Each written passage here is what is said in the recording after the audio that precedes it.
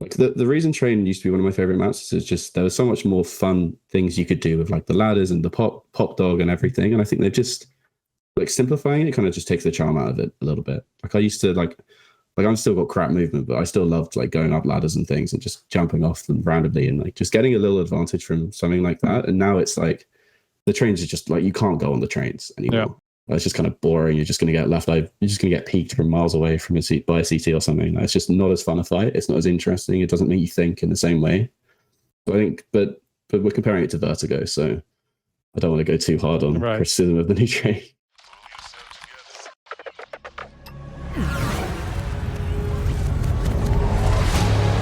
The world is changing quickly. Shoot it.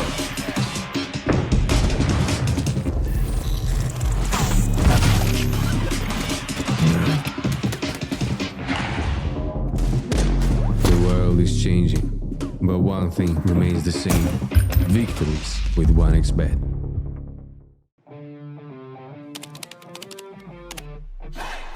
Sell in-game items at the best prices in just a couple of clicks.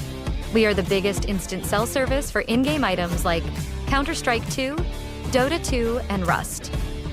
Easy selling process and instant withdrawal of funds to the most popular payment methods. More than 140,000 deals and 50,000 active sellers every month. Use promo code HLTV5 and get a 5% bonus on the sale of your skins. Skin Place. Sell items now. Since the dawn of CSGO, we have been there.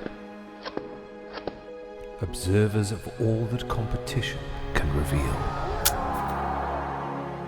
Elation, fear, triumph, and heartache reach out from every frame. From the small studios and conference rooms to the epic arenas, the feeling is still the same. We live and breathe this game. This was CSGO Through the Lens. Buy now at hltv.org/shop.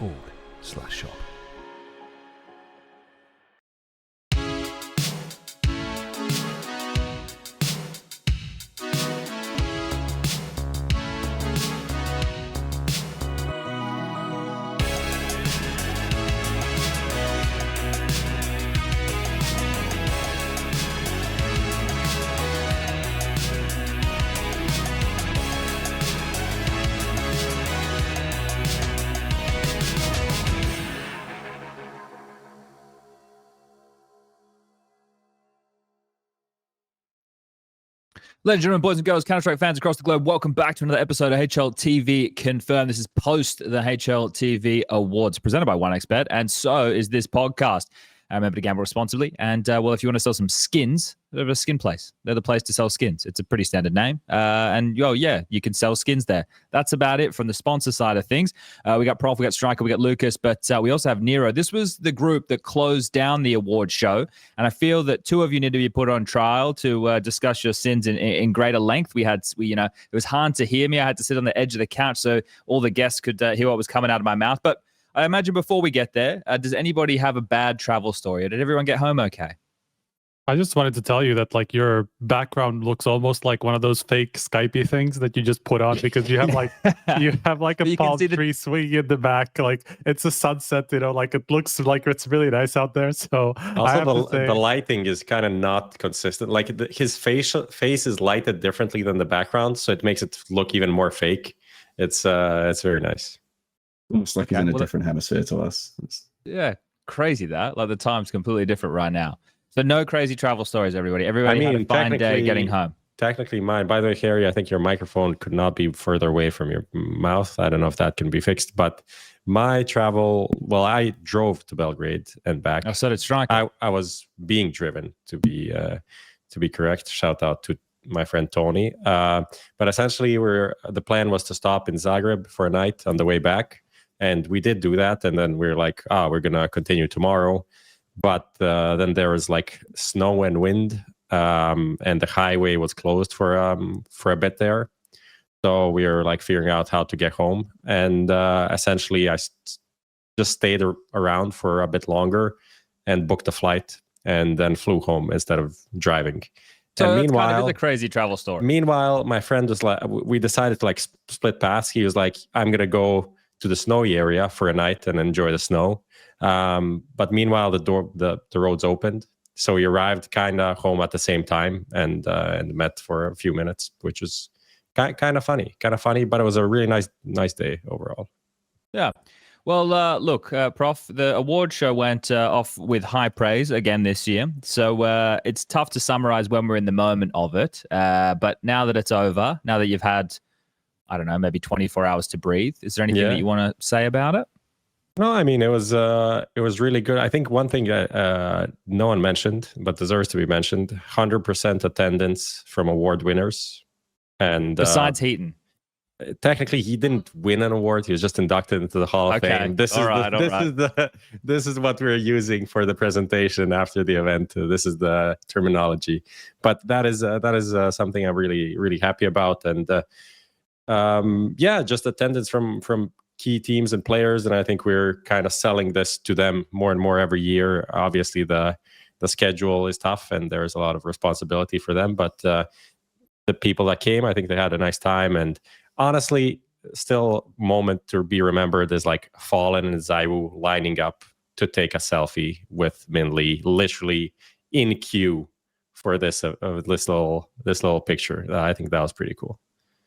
Yeah, m0NESY got standing ovation. I think I shouldn't read comments. We've already been over this, but there was a tweet that said that I referenced that Moses was the one to stand up to give the standing ovation for Donk. We said that Moses stood up to give the standing ovation for Mr. m0NESY, and he was sitting just in front of us, Prof. So it's good that people don't actually listen to the things that come out of our mouths. Why would they? I wouldn't. It's a waste of time. But yeah, overall, a great experience. There's a few issues that I have, one of which is it goes so quick, right? Like, you know, I was talking to my mom, and she was like, oh, was it nice to see and talk to people? And I'm like, well, we went in for rehearsal, then we went back, then I had some lunch, then we went in, then we got dressed, then we had to have makeup, then we got mic'd up, then the show started. Then we have to talk for an hour and a half. Then we go and sit.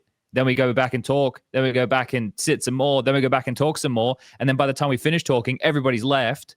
And then we go back for the after party. But, you know, there's so many people to see. You're talking to people for only like 5 to 10 minutes at a time. And then the night's over. It's like, it just goes so quick. It's the same with all the events I find myself at. You don't have enough time to really mingle with everybody. But Harry, how was updating the ticker, mate?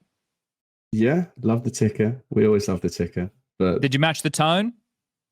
I don't know if I did match the tone. I also didn't change it for like the first 20 minutes on the top one because I just didn't know what to put, to be honest. So that was good. Okay. I'm not sure anyone noticed, but yeah. I did. It was a bit of a I thought it wasn't working. I was like, I thought we fixed this for this year, but no, it was just Harry not putting it in anything. Because I was trying to work it out rambling. because it's quite hard for me because it's like the Serbian production desk and I can't hear anything. I've got no idea what's going on. And then I opened like the limo sheet. I'm like, okay, which team's next to arrive? And then I see Donna over there, like talking to one of the teams, and it's like, okay, we're like, I've got no idea what time anything's happening anymore. So that was something, but it's good to see how production works. I don't envy people who actually do it full time, but we got there in the end, I think. Yeah, it gets kind of chaotic. But look, Prof, I did write down, I said to you just before we went live, I have an improvement for next year. Yeah. So with the all-star team that got selected, all of those individuals are on site to collect their awards, right? Were all of the second place on site? Not Nico.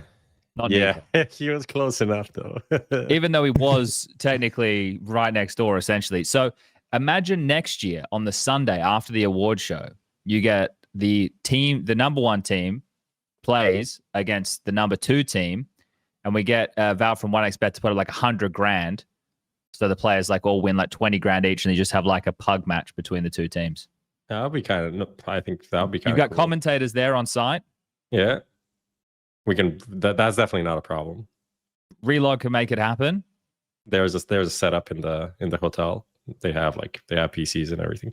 That could be pretty cool. An all-star match. Because we never get a proper all-star match, and they'll all be hungover. I don't think many are, but they were very professional. I don't think any of them were consuming any alcohol, to be honest. Okay. Maybe a few beverages. All right. Well, look, gentlemen, I want to have a bit of a discussion this evening about all the awards that got given away. The only one that really stood out to me as a bit of a shock was the highlight. I don't know if you guys felt the same. I opted for the JL clip. Did anybody else feel that the highlight was a curious one? It was even pretty one-sided, right? It was like 140 points versus like 40 for the second place for the actual panel. Check it. I think it was like 145 versus 44 points, something like very overwhelming.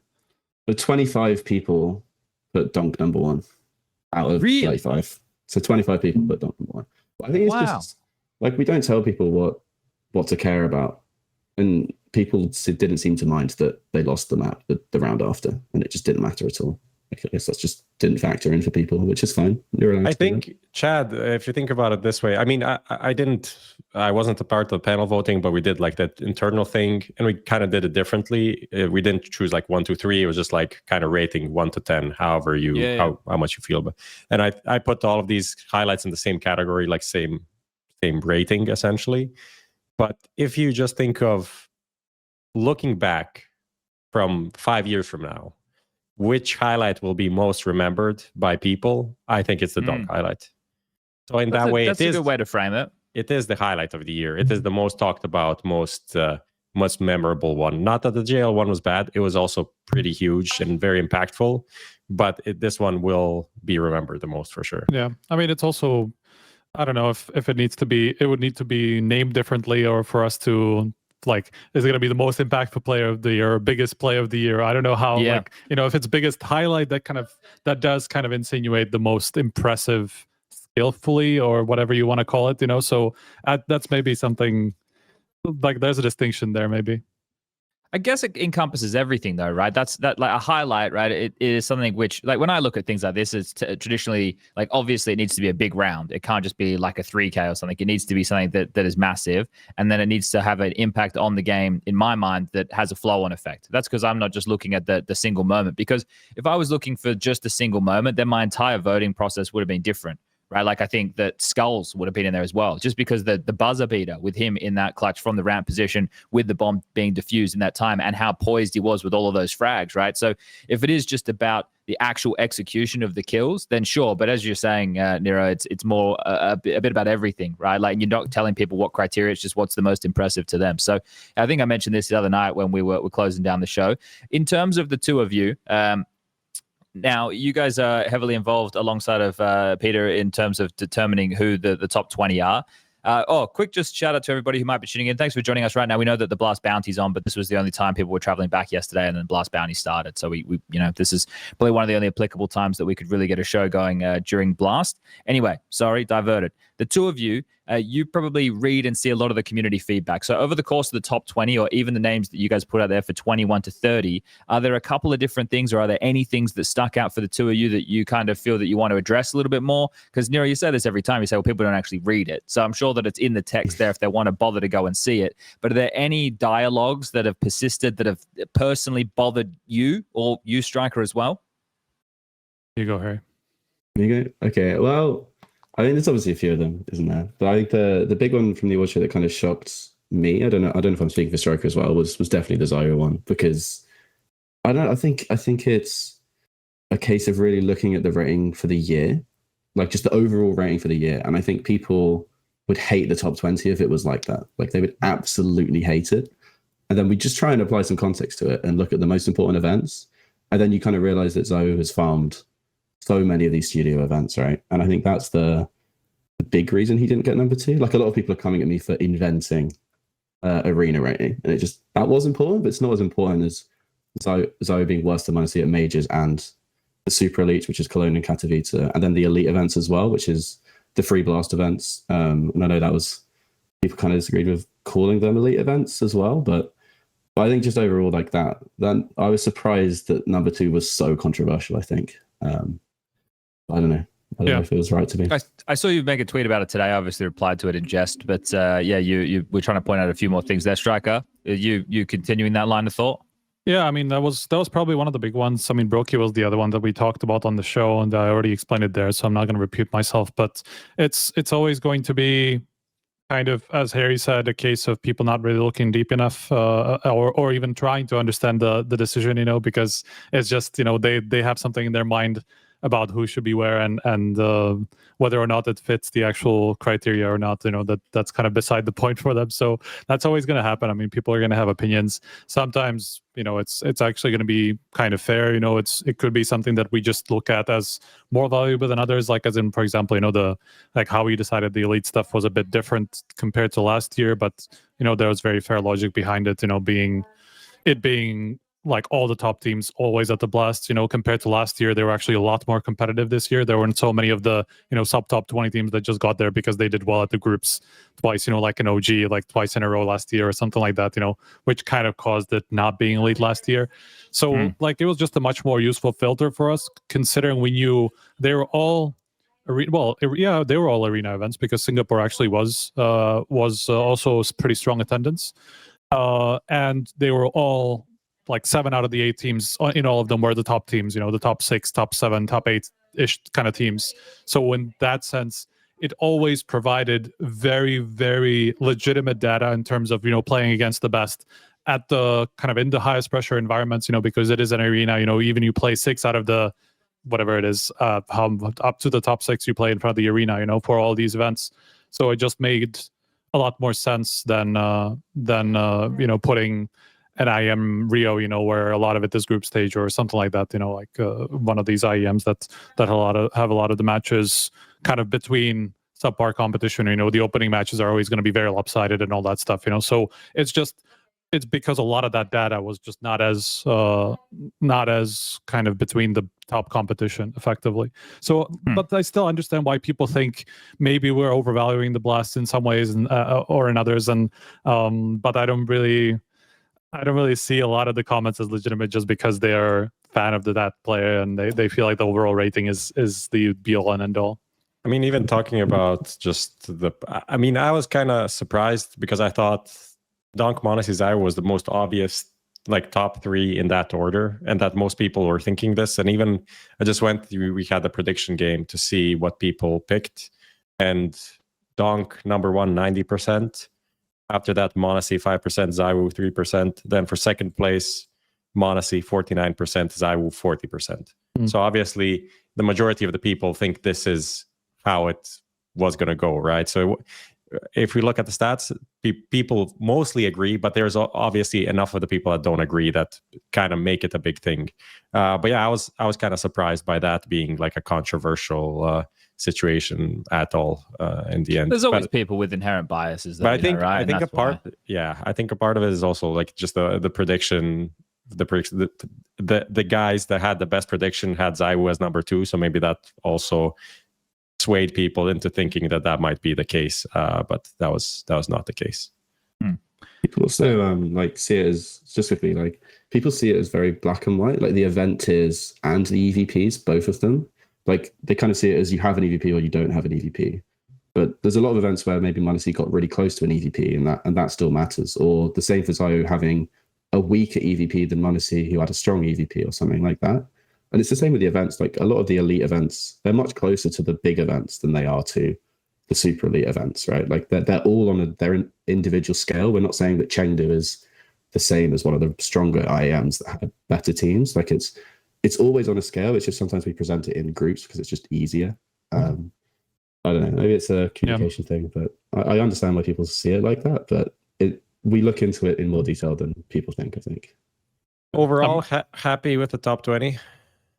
Yeah, I think we, especially because of kind of the decision-making process, we were a lot more efficient this year. We did a lot of it as we went along. We had shitloads of calls. I don't know how many calls we had throughout the year about the EVPs, the awards, and all of that work is kind of leading up to the final decisions. It actually contributes to the entire top 20 in the end. So we did way more in terms of actual work behind it. To make sure it is as accurate as possible. Last year, for example, we kind of left the EVP decision making all the way to the end of the year, and so that made the end of it, the final decision making process, a lot more inefficient, a lot longer. We had way longer calls just to decide the EVPs, while this year we just went into almost straight into the decision making because we just needed to decide EVPs from Shanghai and some points for the other people that previously had EVPs. That was kind of like how the process that we did it by. So just generally from our perspective, really happy with kind of how much more we did this year compared to the last two to make it a bit more accurate process and all that stuff. So yeah. Yeah, that was actually where I was going to take the next question, right? Because a lot of people, don't really know about well, I'm sure most people aren't aware of the process. The question I was going to ask is like, how many times across the course of the year are you checking in? Is it after every big event that you guys are sitting and having a discussion, like literally as the year is going? Yeah, effectively, yes. Even a couple of times during, depending on how the event goes, if there's like a clear break, we sometimes have a little bit of a call before playoffs, to talk about like what's the MVP race kind of shaping up like, and also who are the players who have already finished the event, that might be close to an EVP, like have some awards or did badly, that we need to kind of also note it, stuff like that, So at least once for every big event, I mean, even twice, because we always do the MVP decision separately and then we decide the EVPs afterwards, So there's always, 5 hours of calls after every event just to decide these awards. So like that also kind of contributes to the the legitimacy of the decision all the way at the end, because we haven't just looked at the year as a whole at the end, but we also have all these calls from the process, from the entire year to reflect on, and we have the results of the year of every single event from when it happened, So in some ways we also incorporate eye test, that's kind of like another kind of big point of criticism that people put against, the decision making of the top 20, that it's all stats and all that stuff. But we always watch all the playoffs. We always, when it comes to the awards, we always have some things in the back of our minds. If somebody is like farmed rounds that didn't matter, all that stuff. Like when we're watching playoffs, that also contributes to the decision making in the end. So it's not just we look at a sheet of stats at the end of the year and that's our entire process. So it just there's a lot of work behind it. I think overall, I was looking back through some of our calls. I think it might have been something like 100 hours of calls over the year. If not one of them, right? Like you should transcribe one of them that you do, and then like kind of put it out so that people can see that it isn't just the stats, right? Because I think one of the things is when you're watching a team. And you're watching rounds and a player and the impact that they're having, quantifying it in numbers after the fact, it doesn't always necessarily do justice to the level of impact that the player is finding within the game. Now, if you got a player having like crazy nuclear stats like a donk, right? It's like, okay, well, you're like, holy shit, those numbers are massive. But players can have impact in a lot of different ways. Now, in terms of ZywOo, right, this is the first time he hasn't gotten top two placing. Yeah. So there you go. Yeah. Something changed this time round. I was going to say, by the way, but like it kind of goes both ways with eye test. Until we invent a machine that allows us to watch all of the perspective of all the matches of all the tournaments, within a reasonable span of time, then maybe we can talk about how we can implement eye test more. Because I mean, the good thing about stats is they don't miss anything. Don't miss anything in terms of like actual measurable impact. In terms of what we can actually see. Of course. There are more advanced metrics that we can come up with that we can invent, but you have all of the points of view, you have stats for every single player. While when you're watching matches, even if you go back through a VOD and look a little bit more in who had the impact in each round, you're never going to see everything. You're never going to see certain moves, that impacted a round in some way, or one kill that actually changed the course of a round when you didn't like see it on the broadcast or even see it in review. You will never be able to get an entire perspective of a match, and actually where the impact was, where stats don't really have that bias, right? They look at everything that happens on a server. I mean, just we're gonna get we're gonna get better data this year, right? As well with 3.0. Oh. I mean, there's also he dropped it. He just said No, we said it's already said in 2.1. In the 2.1 article, we said 3.0 is in the works, right? And I think you said it's coming this year. You said it's coming this year. Well, for us, it will definitely. It's like internally, definitely. We're not committing on dates, but we should be getting, because that's the main thing. Like when you say eye test, like it's more that when we're watching games, we're looking for context that the stats we currently have miss. So if someone gets like 5 kills against Glocks, like we notice and we log that. And when we're looking at, who was the most impactful player on that map, we know that this person won a 1-on-4 clutch that changed the momentum or something. Like it's not we're looking at it and going, oh, Bit's got really good aim, he should go up more. It's more we're just trying to catch all the context that stuff misses. But yeah, like we should get better data this year as well. And that will help us be even more accurate, because it's just the more data, the better, as always, I think. Yeah. I mean, the best probably argument for iTest would be JL at the Copenhagen Major, right? I mean, the impact he had on those deciders with those clutches, late into those maps, third maps that they had, leading up to the major title. I mean, that was effectively what gave him the MVP. Even though stats wise it was kind of close between. I don't remember what the exact race was at this point, but it was relatively close. So that's like one way that we very obviously incorporated. How much that player had an impact through just very key plays at key moments. So that's what I said. Like, there's a lot of work from throughout the year that goes into it that people may not see. I saw an elderly gentleman today as I was on my little coastal walk, and he had a T-shirt on that said "Big opinions, little knowledge." So maybe you guys can use that when you're reading through some of the tweets that are coming your way and the forums. Okay, well, is everybody happy? Is there anything that we need to cap off? Are we all quite content? I just wanted to say like one thing. Funnily enough, it's not even the top 20 that got to me in the end. It was just like after everything ended, we put out the top 10 teams of the year. And I was like, okay, we already said that G2 was above Spirit. It was a very tight, very close race, and kind of a question between like who had a lot more deep runs versus who had the better peaks. Spirit had the better peaks with Katowice and Shanghai wins, but G2 were just way more consistent throughout the year, played at more events, and almost always went far. It was back to like one miss, that they had at IEM Rio, when Spirit had a couple more of those, plus they didn't play a lot of those events, so it's kind of it's always the eternal question of consistency versus bigger peaks, right? But then like the one that got to me was the fact that everybody thought for some reason that Mongols should be in the top 10, even though, you look at their results for the year, and it's effectively the last 2 months where they started doing anything like whatsoever on the big stages. Up to that point, it's all top 12, top 16 at all the biggest events. They make it to the main events, but they never actually did anything there until like September, October or something. And just because they made the last major and then won a Thunder pick that had like 2 sub-top 20 teams that had 4 teams in overall, or like a Yella that had like 1 other top 10 team, somehow that just validates their placing in the top 10. And so obviously had a VP who had like 7 runs into the arenas this year, even though, they weren't very consistent throughout the year, So like all these, like that's the one that I was like, fucking hell, Jesus Christ, why? That's the third best team in the world you're talking about, according to Valve. So you need to be careful. Yeah. Honestly, it's for me, that's the thing that also stood out when I saw it. And I told you as well, I'm like, this just doesn't feel right. And then you told me like, oh, look at this result. And it's like, okay, I see where it's coming. But in my brain, I think it's also a perspective thing, because VP, the expectations are much higher. Right. And I feel like consistently they underperformed these expectations. When for Mongols, it's the other way around. And some of the good runs they had were, they actually won tournaments. And for example, you compare them to like even Astralis, like they won the tournament where Astralis was.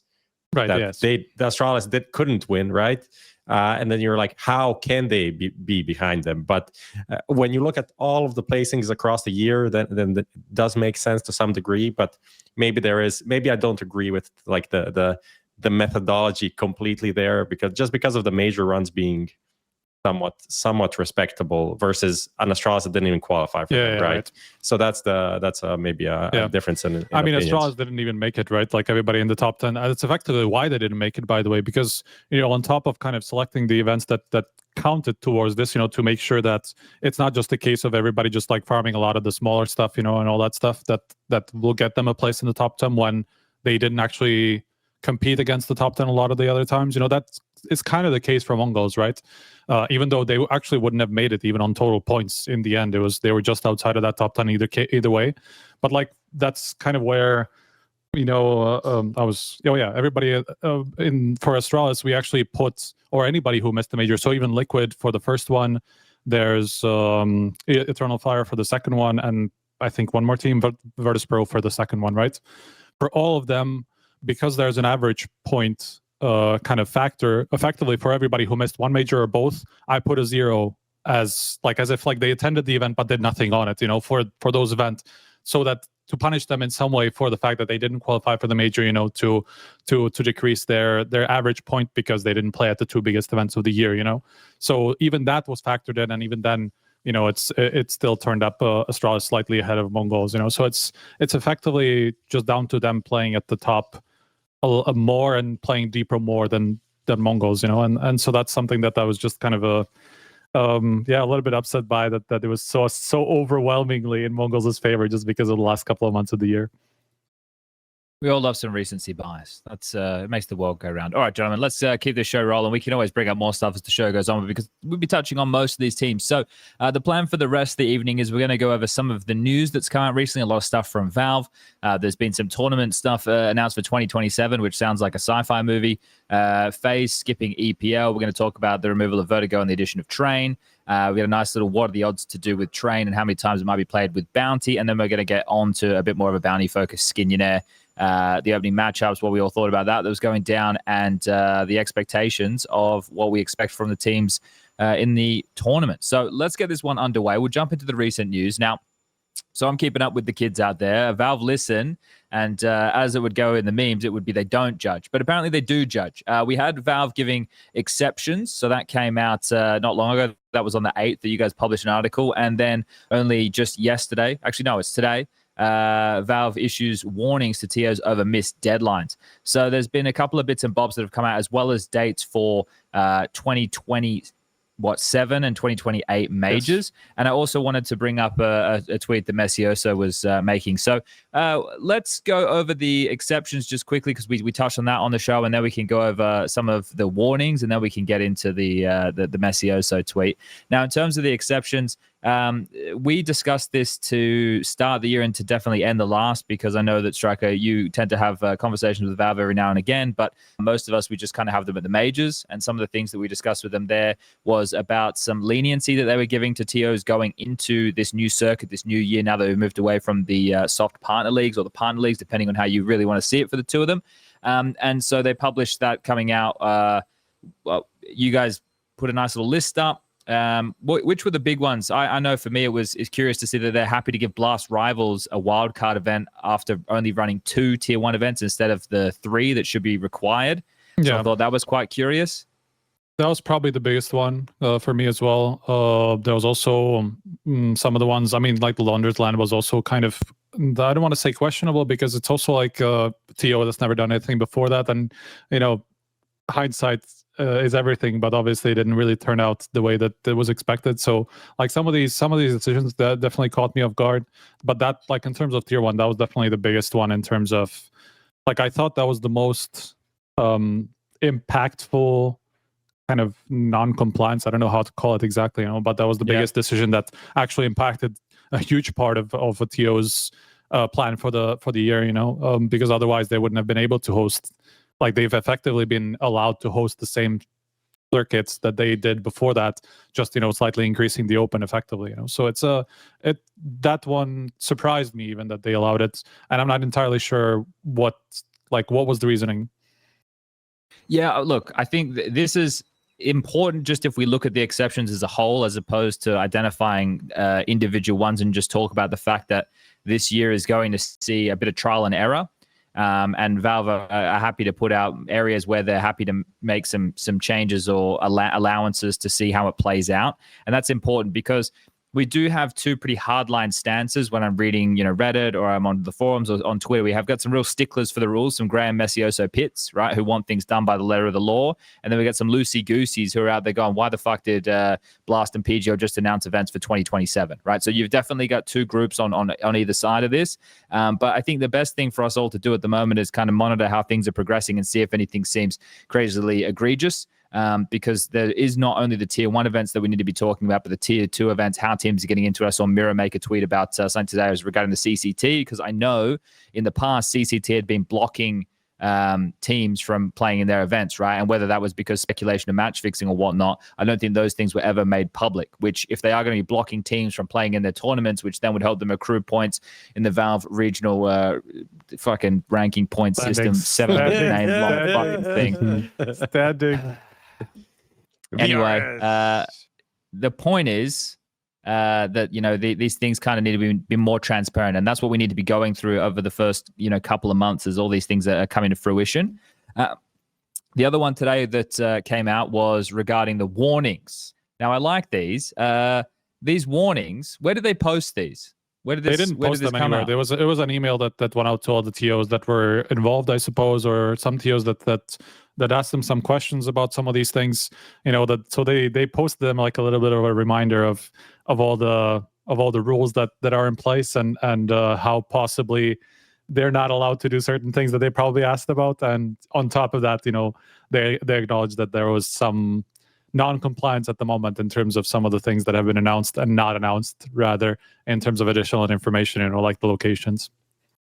Well, just a few of those to list. So tournaments with no announced location past the deadline include 2025 IEM Spring, Blast Rivals Season 1, the Star Ladder Star Series Season 19 event, which, as far as we believe, has been cancelled, ESL Pro League's Season 22, which is the second season of the year, Thunder Peak World Championship Finals, and the Blast Rivals Season 2. So there's a bunch of names there that aren't complying. And then for 2026, the Blast Bounty in Season 1 doesn't have a location yet, but I would imagine it would be Copenhagen again, wouldn't it? Like, that would make sense for them to do the same type of setup in the studio. I mean, after the studio that we just saw, probably it looks amazing. I have something funny to observe here in this article on HLTV. So the Star Ladder Star Series Season 19, there's a brackets.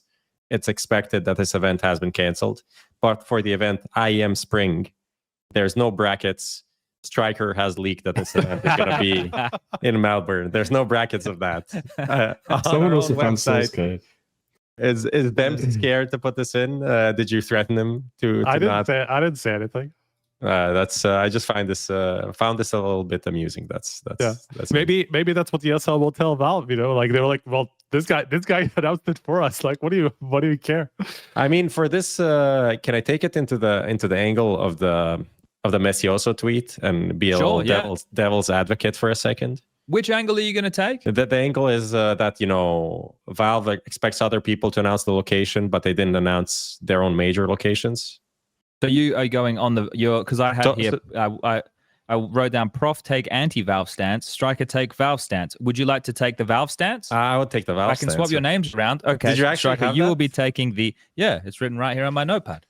I can't believe that, but I would like to take the other stance. I mean, we have m0NESY also have with the anti-Valve stance, so I mean, I'm not even sure I need to do anything here. Okay, go for it. I think that I would like to observe is yes, maybe this is not publicly announced by Valve where the tournaments are happening, but Valve know this information.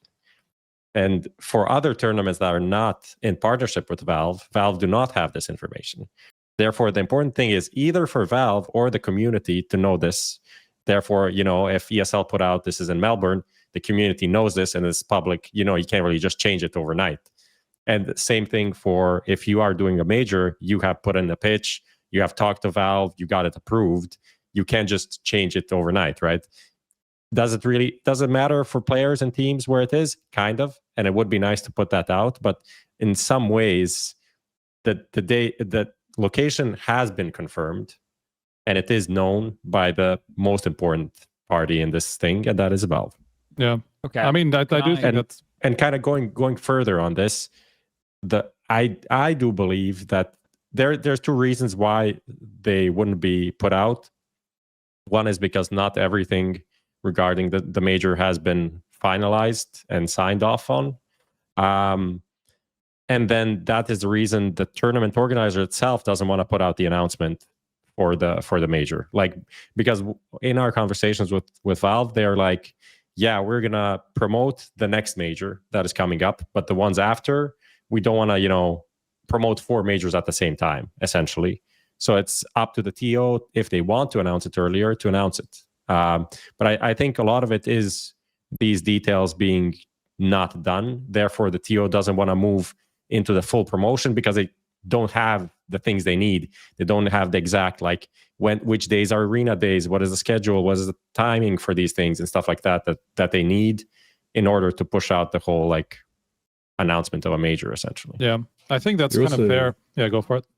But you're also not going to skip a major, right? Like the benefit of having the schedule so far in advance is to have teams to be able to plan out basically the next 2 years, right? Like that's one of the benefits, and the majors just that's blacked out in the calendar. Like you're going to that major if you can. So yeah, the problem is though with the qualifier stuff, right? Especially after the system has changed a little bit. We have 32 teams. We don't actually have it 100% confirmed. How much more Austin's going to be? I think I have to check actually that because I don't remember if they changed it or not. I don't think so. So that's we're speculating from the 4th, right? Something along those lines, just to effectively 4 extra days to allow for the extra stage, right? So, but then there's also the MRQ, which we don't even know whether it's going to be online or on LAN. And second of all, I mean, if it is on LAN or if it even is online, for a lot of the teams that are going to be taking part, it's possible that they will have to skip one of these events that are happening before that because they will have to. That's what they will have to play instead, right? So that's the part that I do think we need to do better at, because that is already like something that you need to plan ahead for, and you will think about, okay, are we going to go to Dallas? Are we going to go to Astana or whatever is before that? Or are we going to have to play this MRQ? Can we expect that we will be invited to both of these in some way? So there's definitely like more transparency is always good about these things. As far as location of the second major, as Prof said, like it's not something that will change your mind whether you're going to go there or not. You're just going to go to a major if you qualify for it. Like nothing, knowing the location or not knowing the location is not going to change your mind whichever way you go. Maybe it will change something in terms of like, okay, we have to get visa, so we have to account for that. Like, when are we going to have our passports? All that, like, it's fairly minor stuff that matters.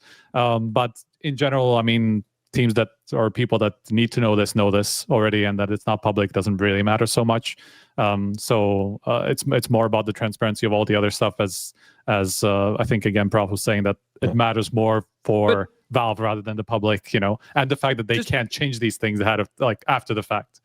But just to play, like I'm just trying to stimulate conversation here. But we all know where the spring event for IEM is going to be, right? Like everyone in this room is aware of, well, we're all in different rooms. Everyone in this call right now is aware where that event's going to be, right? And all the teams, maybe not all of the teams, but I would say most of the teams, especially the top teams, know, right? Like where that's going to be. It's the same with the majors. Like it's not an industry secret at the moment who the next, we know it's Blast next, but we know the next 3 tournament organizers after that going into 2026. Yeah. Like that from behind the scenes is not like a well-kept secret. It just is apparently, to the public. So I'm just interested with stuff like that, right? Like I mean, one of it is effectively like shadow confirmed by the ESL announcement for 26, right? By the event announcement for 26, which doesn't have Cologne in it. Very strong indication that Cologne is going to be a major. So obvious indication that the ESL is going to have a major, and that's the first major of 26. So like some of these things are already kind of floating around. And the rumors about it being the Budapest event for Star Ladder for the second one this year, that's been going around since, well, late last year. Yeah. Right. So like these conversations have been existing. They're out there. But when I put the tweet out, retweeting Graham's thing, and I was just asking the question, right? Because look, Twitter, if you're going out there giving hard opinions, you're in for a fucking rough day at the office, guys. I'm not doing that anymore. I don't care enough to be out there fucking giving hard opinions. You're a question tweeter. You're going in the Pimp direction. I'll Guys, do something funny. Pineapple pizza? Question mark? Is it good or bad?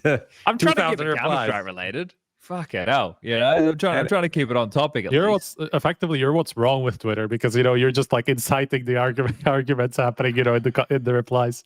I'll tell you what's wrong with Reddit.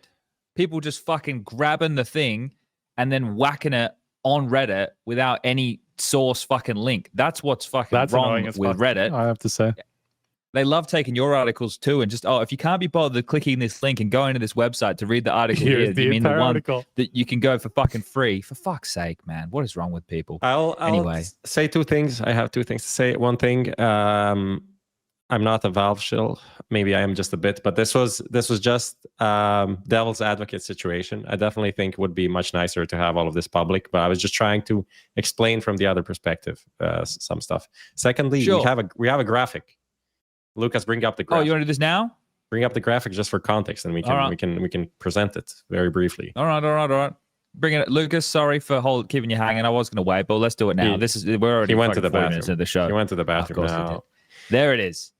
All right. So you want to give this one to the people at home, Prof? Yeah. Well, essentially, what are the odds? We did it over the whole season. Sponsored by 1xBet. We accumulated 1,105 euros. And we split that in 5 knives, and we'll give that away during this show right now. All 5 of us in this call, including Lucas, will pick a comment, a question, or something that we like, and we'll give away one. I have picked You picked already? I've picked my not the comment, just the knife that I'm giving away. Oh, I'm giving away it's the Bowie knife, blue steel. Is that the first knife on the right? It was the blue steel. The wrong guy here. Yes, that's it. So, be active, be cool, and also it's pretty cool that we picked this show that's probably going to have the lowest live viewership because there's a blast going on. So it's only like the hardcore fans that are actually watching us right now that we're going to reward with these things. No, it's going to be nice. Now, if you don't see a comment that you like, I'll just say this to everybody else in the call. You can just get Lucas to randomize out of all of our lucky people in chat. So if you can't be bothered picking somebody, we'll just go random. So don't worry about it. There's no stress. But if you see something you like, keep an eye on it. Maybe people in Twitch chat will be nice. There might be nice comments, or there might be good questions. Bro, the comments are on fire like 5 times the speed of chat instantly. See, the thing is, they don't know that I already picked mine early on. When we were in the earlier part of the show, someone made a comment that is either a troll or just ridiculously ignorant that I feel needs to be the winner. So I've already picked mine. Why are you rewarding this kind of behavior? Isn't that like counterintuitive? Yeah, but I think that like sometimes people who are silly need to win things too. So we'll see that one lands, and then maybe when we give it away, we can see if they were being serious or not about it. Okay. There's so much brown nosing already. There's like first time chatter. Been watching for a long time and making sure to tune into YouTube every time you guys release an episode. SPUNJ's beard is truly the best one on stage. It's like first time chatters all over the place, man. It's so funny. But that's great. They're normally just lurkers, But that's all right. That's exactly the problem. You don't contribute to this conversation. Come on.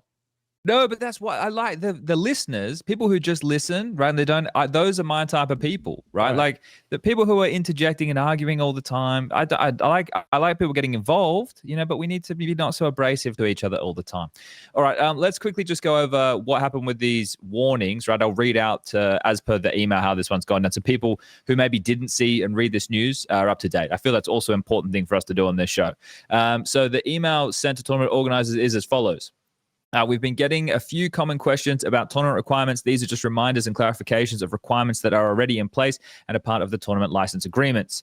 2027 Tier 1 events must be announced 2 years prior to the event's start date. We are not issuing exceptions to this requirement. I'm not going to read the shit in the brackets. That's fine. The additional information for your Tier 1 events must be fully announced 1 year prior to the event. Past that date, you need an exception to change any details of your event. The deadline for announcing 2025-2026 events is passed. This includes changing 2025-2026 event dates. The deadline for announcing additional information for 2026 dates is now rolling. Any changes for 2025 additional information requires an exception. Some announced 2025 Tier 1 events are apparently missing some details. This needs to be addressed immediately, or we'll have to explore penalties. That one's curious to me. What could those penalties be? We're happy to provide some guidance with respect to compliant tournament formats, but please review the tournament operation requirements page again. We updated the page recently to make it a bit easier to follow and clarified some areas where there was some confusion. Okay, well, there you go. What type of penalties, guys, would we speculate? Yeah, I actually shot a question back to Valve about that, and I didn't get an answer, like a specific answer. So it doesn't. I don't think they know what those would be at this point, but I'm sure they will come up with something if it gets serious enough. The thing that annoys me about this whole thing is the MRQ thing. What's that, like 5 months before the major that they've decided to announce that this is a thing? Yeah, and it just feels like they've kind of bottled it and don't want to trust the open circuit and their ranking. They're like, oh, well, we'll have a qualifier for the major after all, because there's no space for it in the calendar because they've announced it that it exists so late, and they didn't even announce it. Just open a GitHub and just update it and see if anyone notices. Like this is the type of thing which is going to create a lot of clashes, and it's going to end up being online, because if you give the tournament organizer the option, it's going to be online because it's way cheaper and more convenient, right? I do think though that I don't get that. I think that the MRQ is not going to disrupt too much of the Tier 1, because most of the teams that are going to be taking part in it are not actually going to be the ones that are going to get the invites to an Astana, to whatever, because as we said before, it would be 11th to 16th in Europe, right? So top 10 teams, okay, they're all going to get invites to these things. They're going to go. Maybe some of the lower ones will accept, and then they will have to play the MRQ and change their minds or whatever like that. But it's probably not going to affect a lot of teams, considering the ones that we're expecting in the MRQ are not going to be, effectively it's going to be teams below the top 24 of the world, in absolute ideal theory. But it's just not going to be as disruptive as we would expect. So I think it will just work itself out in some way. It's obviously still going to affect somebody, and somebody's going to get fucked over it, but not as many teams as it looks. Why do we think an online qualifier is going to do a better job than the ranking? Like for a team who's say 30th when the major invites roll around, like I'm going to feel really hard done by if I lose an online best of 3 and don't make the major, because right. Like what more can you do if you're a team in that situation? Like win. Your fate, you should fine. It's an online best of 3. It's basically blast showdown for the major. Like, what are we doing? Like, but I think the RMR was bad. I mean, the enough, benefit of that qualifier adds another extra group of teams, gives them a chance to qualify. Essentially, essentially expands the potential of teams that could qualify outside of just pure ranking. I mean, actually, it's still pure ranking. It just adds, a playoff, essentially a play-in for that. So it's before, I don't know, the top 25 in Europe could qualify. Now it's top 38 or something. I don't know the numbers. We just flip a coin for 30 to 38 and see what happens. Right, and that's fine. If it was on LAN, I think I wouldn't have the same. I mean, why are you so concerned, so convinced that it's not? Because I agree with what Nero said. I think if you're giving a TO the opportunity between LAN or online, they're going to choose online because it's cheaper. Like, it's just cheaper. I think it depends also on what the TOs kind of like partnerships are and stuff like that, because some of the TOs actually appreciated the RMRs because of the sheer amount of kind of volume of matches that they provided to their partners, on the stream and all that stuff. And of course, that's still going to exist online, but is it really going to have the same level of interest around it as if it was online and all that stuff? I'm not 100% sure that you can say that. I don't know the metrics behind this, so I'm just kind of talking out of my ass about this, but I feel that for some of them, especially if you can partner up with somebody to host it in a specific location, all that stuff. I mean, there's ways that you can monetize it in a slightly better way if it's LAN as well. But I mean, even if just Europe was, let's say just for Blast, for example, they use their studio pretty cheap. If it's only Europe teams that they need to fly in and do like online in other regions, that would be not too expensive. It could be worth the time. The hardest one to solve is the Asia one, just because of the sheer like that. You feel you have to do on LAN. Yep. Yeah. I would hope so, because it's going to be a pain in the ass to figure out a way to split the region in some way. Yeah. Otherwise, you have to do online qualifiers for specific regions and just have one go through. But that's not really ideal. I was never a big fan of that. Mongolian team as well. Like ATOX are like 25th on Valve ranking at the moment, and if they do the Mongolian online qualifier and say Mongols drop out of the top 16 or something at some point in the next 2 years, then we only get one Mongolian team, and they're clearly the best region in Asia right now. It's not even top 16. I mean, they get invited because they earned that slot, right? So as long as they stay first in Asia, they're going to get invited straight to the stage. Yeah, I mean in future majors, right? Not for Austin. I mean, that scene deserves probably more than one slot from what we've seen over the last few years, and I think they haven't really got it at all, just because of the way the online qualifiers work for that RMR. Like, there's always like 2 Mongolian teams, I think, at the moment in previous years. So yeah, I mean, I got it. I don't like that we're going to something that is kind of coin flippy again. I actually prefer the ranking, I think. I think in Asia, I mean, in Europe, it's always going to be kind of more reliable than in other regions, right? The Americas is also an issue between North America, South America. I mean, Valve doesn't want to split it in some way, but they are allowing it if it's going to be hosted online. So I'm also kind of on the fence about that one, because then we don't really get the best teams out of the region. We have to split it even further, right? So, like, why are we giving as much opportunity to North America when, I'm not sure that you can make the case that they have as many competitive teams as South America does, especially in the last few years. I'm not even sure I could name eight North American teams that I think should be at the major, like it's not an easy discussion. While in Brazil, I mean, there's like 7 teams there alone. So it's outside of Europe, I think it's always going to be difficult to host it online with and being faithful, and without qualifiers as well. So I kind of understand where they're coming from for that. Be nice to New Jersey, all right, Striker. All right. Look, we need to keep I still don't know what this reference is to because I didn't watch that. Whatever. I know it's from Talking Counter, but I have no idea. Drones. I want to know about the drones. Anyway, I want to give away the knife now, my knife. Okay, I want to give it away because we're going to have to do this over the course of the whole episode. So for those of you who may be just tuning in, we're doing What Are the Odds? It's a giveaway from last season. This is a 1xBet sponsored thing. We've got the cash money and the kitty, and we've got 5 knives to give away. Now, mine was the Huntsman. Now, I'm trying to type in chat. I don't know if I'm still connected or not. Did it type? I don't know if it typed. Let me try again. Oh, here we go. Here we go. There his name is. Boom. Whoopie doop. Are you here? You type in the chat whoopie doop if you're here.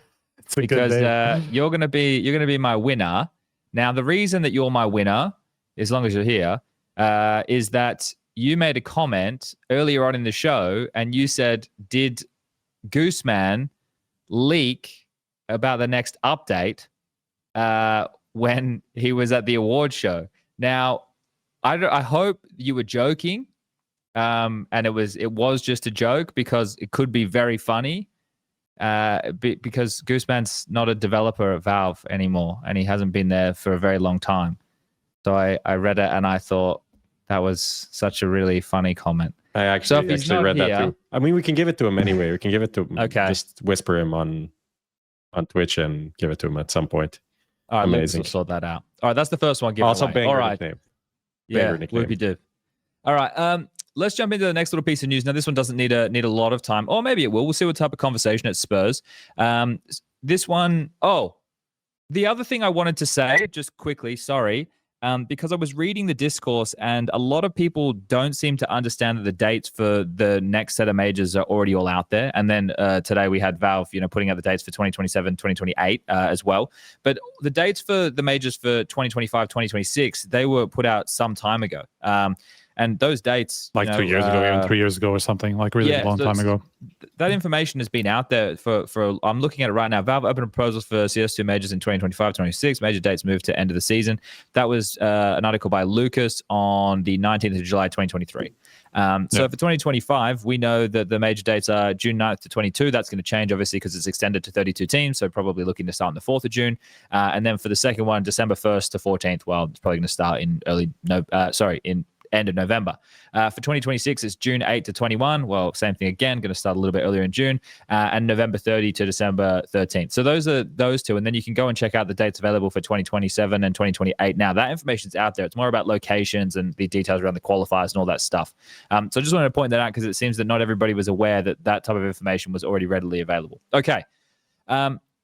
Another piece of news that came out because of the new deadlines that have been put in place by Valve, TOs who are looking to run events in 2027 need to start putting out the information regarding that. And PGL, they pulled the trigger first, bang, and then blasted not too long after. And it's both for the same period of time, January 13th to 24th of 2027. Now, as mentioned, reading the discourse around this, is people saying we don't even know what the economy is going to look like in 2027, if we're all going to be alive. Maybe we've nuked ourselves. Like, all of these things are definitely possible. But that coming out is, in my mind, seeing some battle lines being drawn. The ability for these TOs to just go fuck you to one another and schedule over the top. That is exciting to me. Nero, you just got a little bit of a wry smile there. Is it because I swore, or is it because you're excited to see TOs lock horns? I mean, the only thing I'm worried about is if PGL in this 2027 event do it in like Buenos Aires again or something, like somewhere really far away, and then the award show's on the 11th again. We're just like, oh, it's happened again. Because I know Prof's thinking that 2 years ahead. He's just shit. Yeah.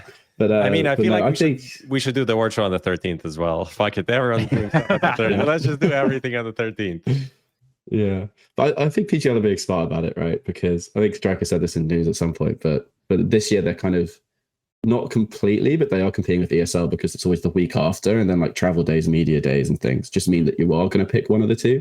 So I think it's smarter to draw the battle lines against Blast Bounty because that's online for half of it. It's it's probably not as prestigious because it's just the season opener, but yeah, I think PGL are being smart. I kind of like the Blast season openers. I kind of like that as a thing. I don't really like going straight into a massive tournament. I like seeing all the new positions and things, and I guess now I get to see double the teams, but it's still going to be a lot for PGL to do.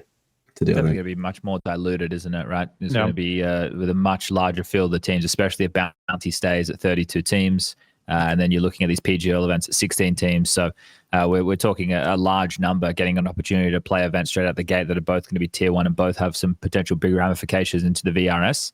Can I propose just put a question out there for which might be like a community sentiment? But the question is why? What why? Why would they do it? Why do we need to have 2 tournaments in exactly these dates? But it's also that like maybe, I mean, first of all, it's always going to be like it's just the best time for you or whatever. Like it doesn't necessarily have to mean that you just wanted to put it over somebody else, but it's also that like, okay, it just fits for your plans, whatever it is.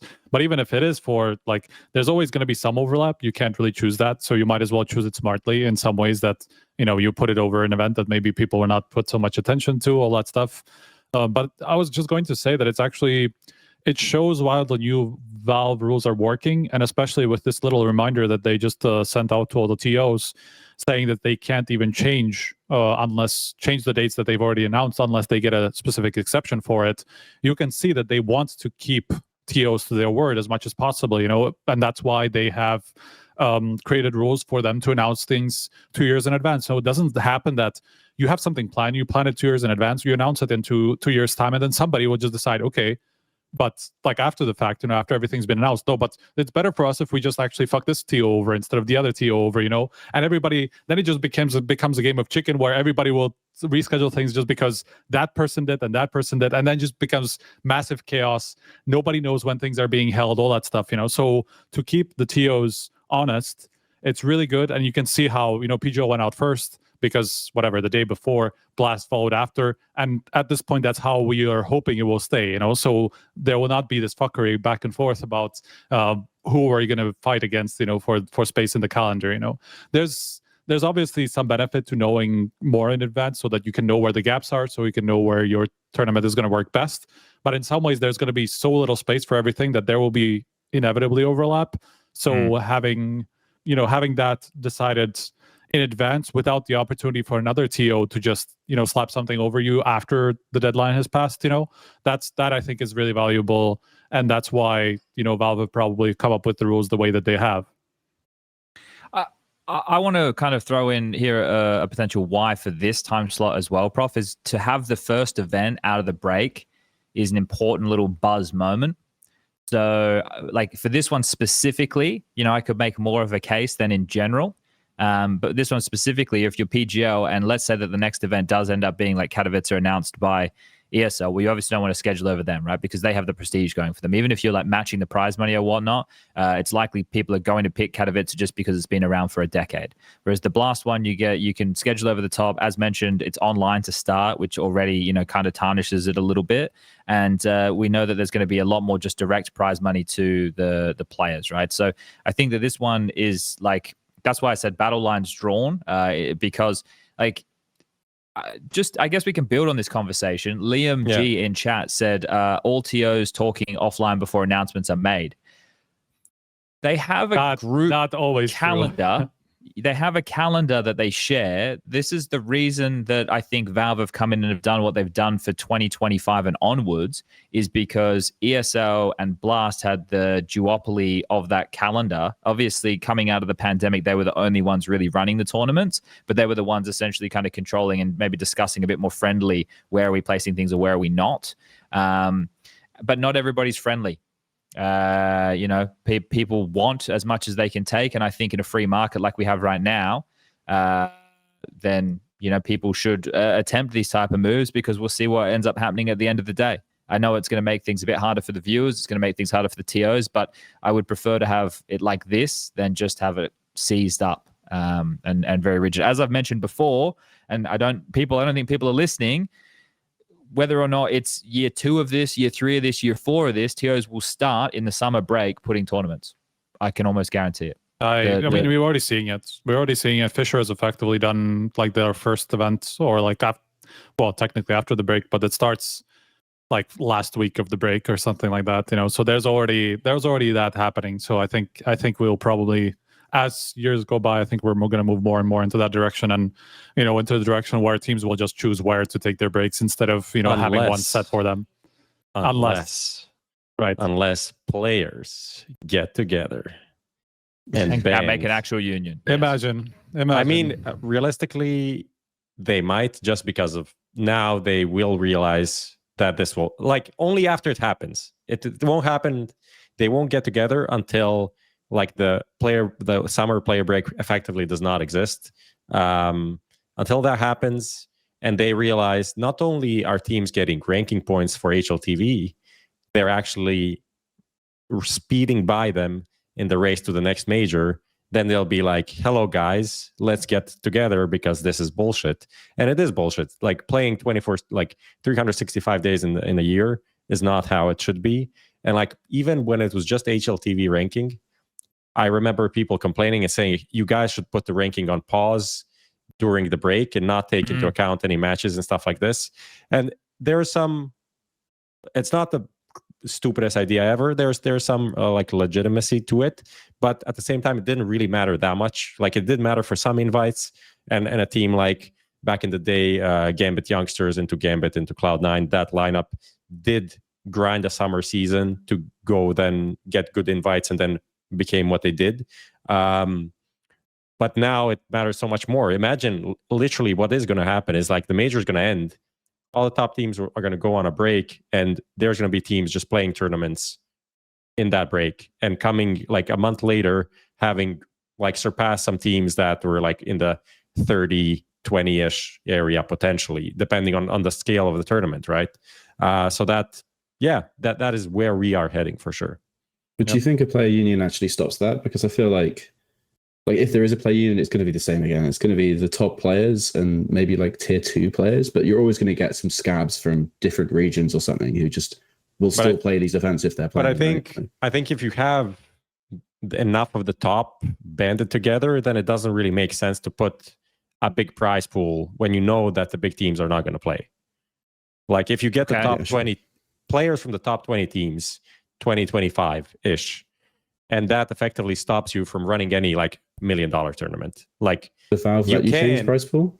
You can, but it's kind of pointless, because why would you put $1 million and not get any top teams from a perspective of the organizer? So I think it would be effective if they did it. I mean, it's also a bit different between tier 1 and tier 2. I know we don't really have a very clean cut split, regardless of what Valve say and their definitions, because that's like there are going to be tier 1 events that have no top 10 teams, even though they're technically, that would effectively make them tier 2 anyway.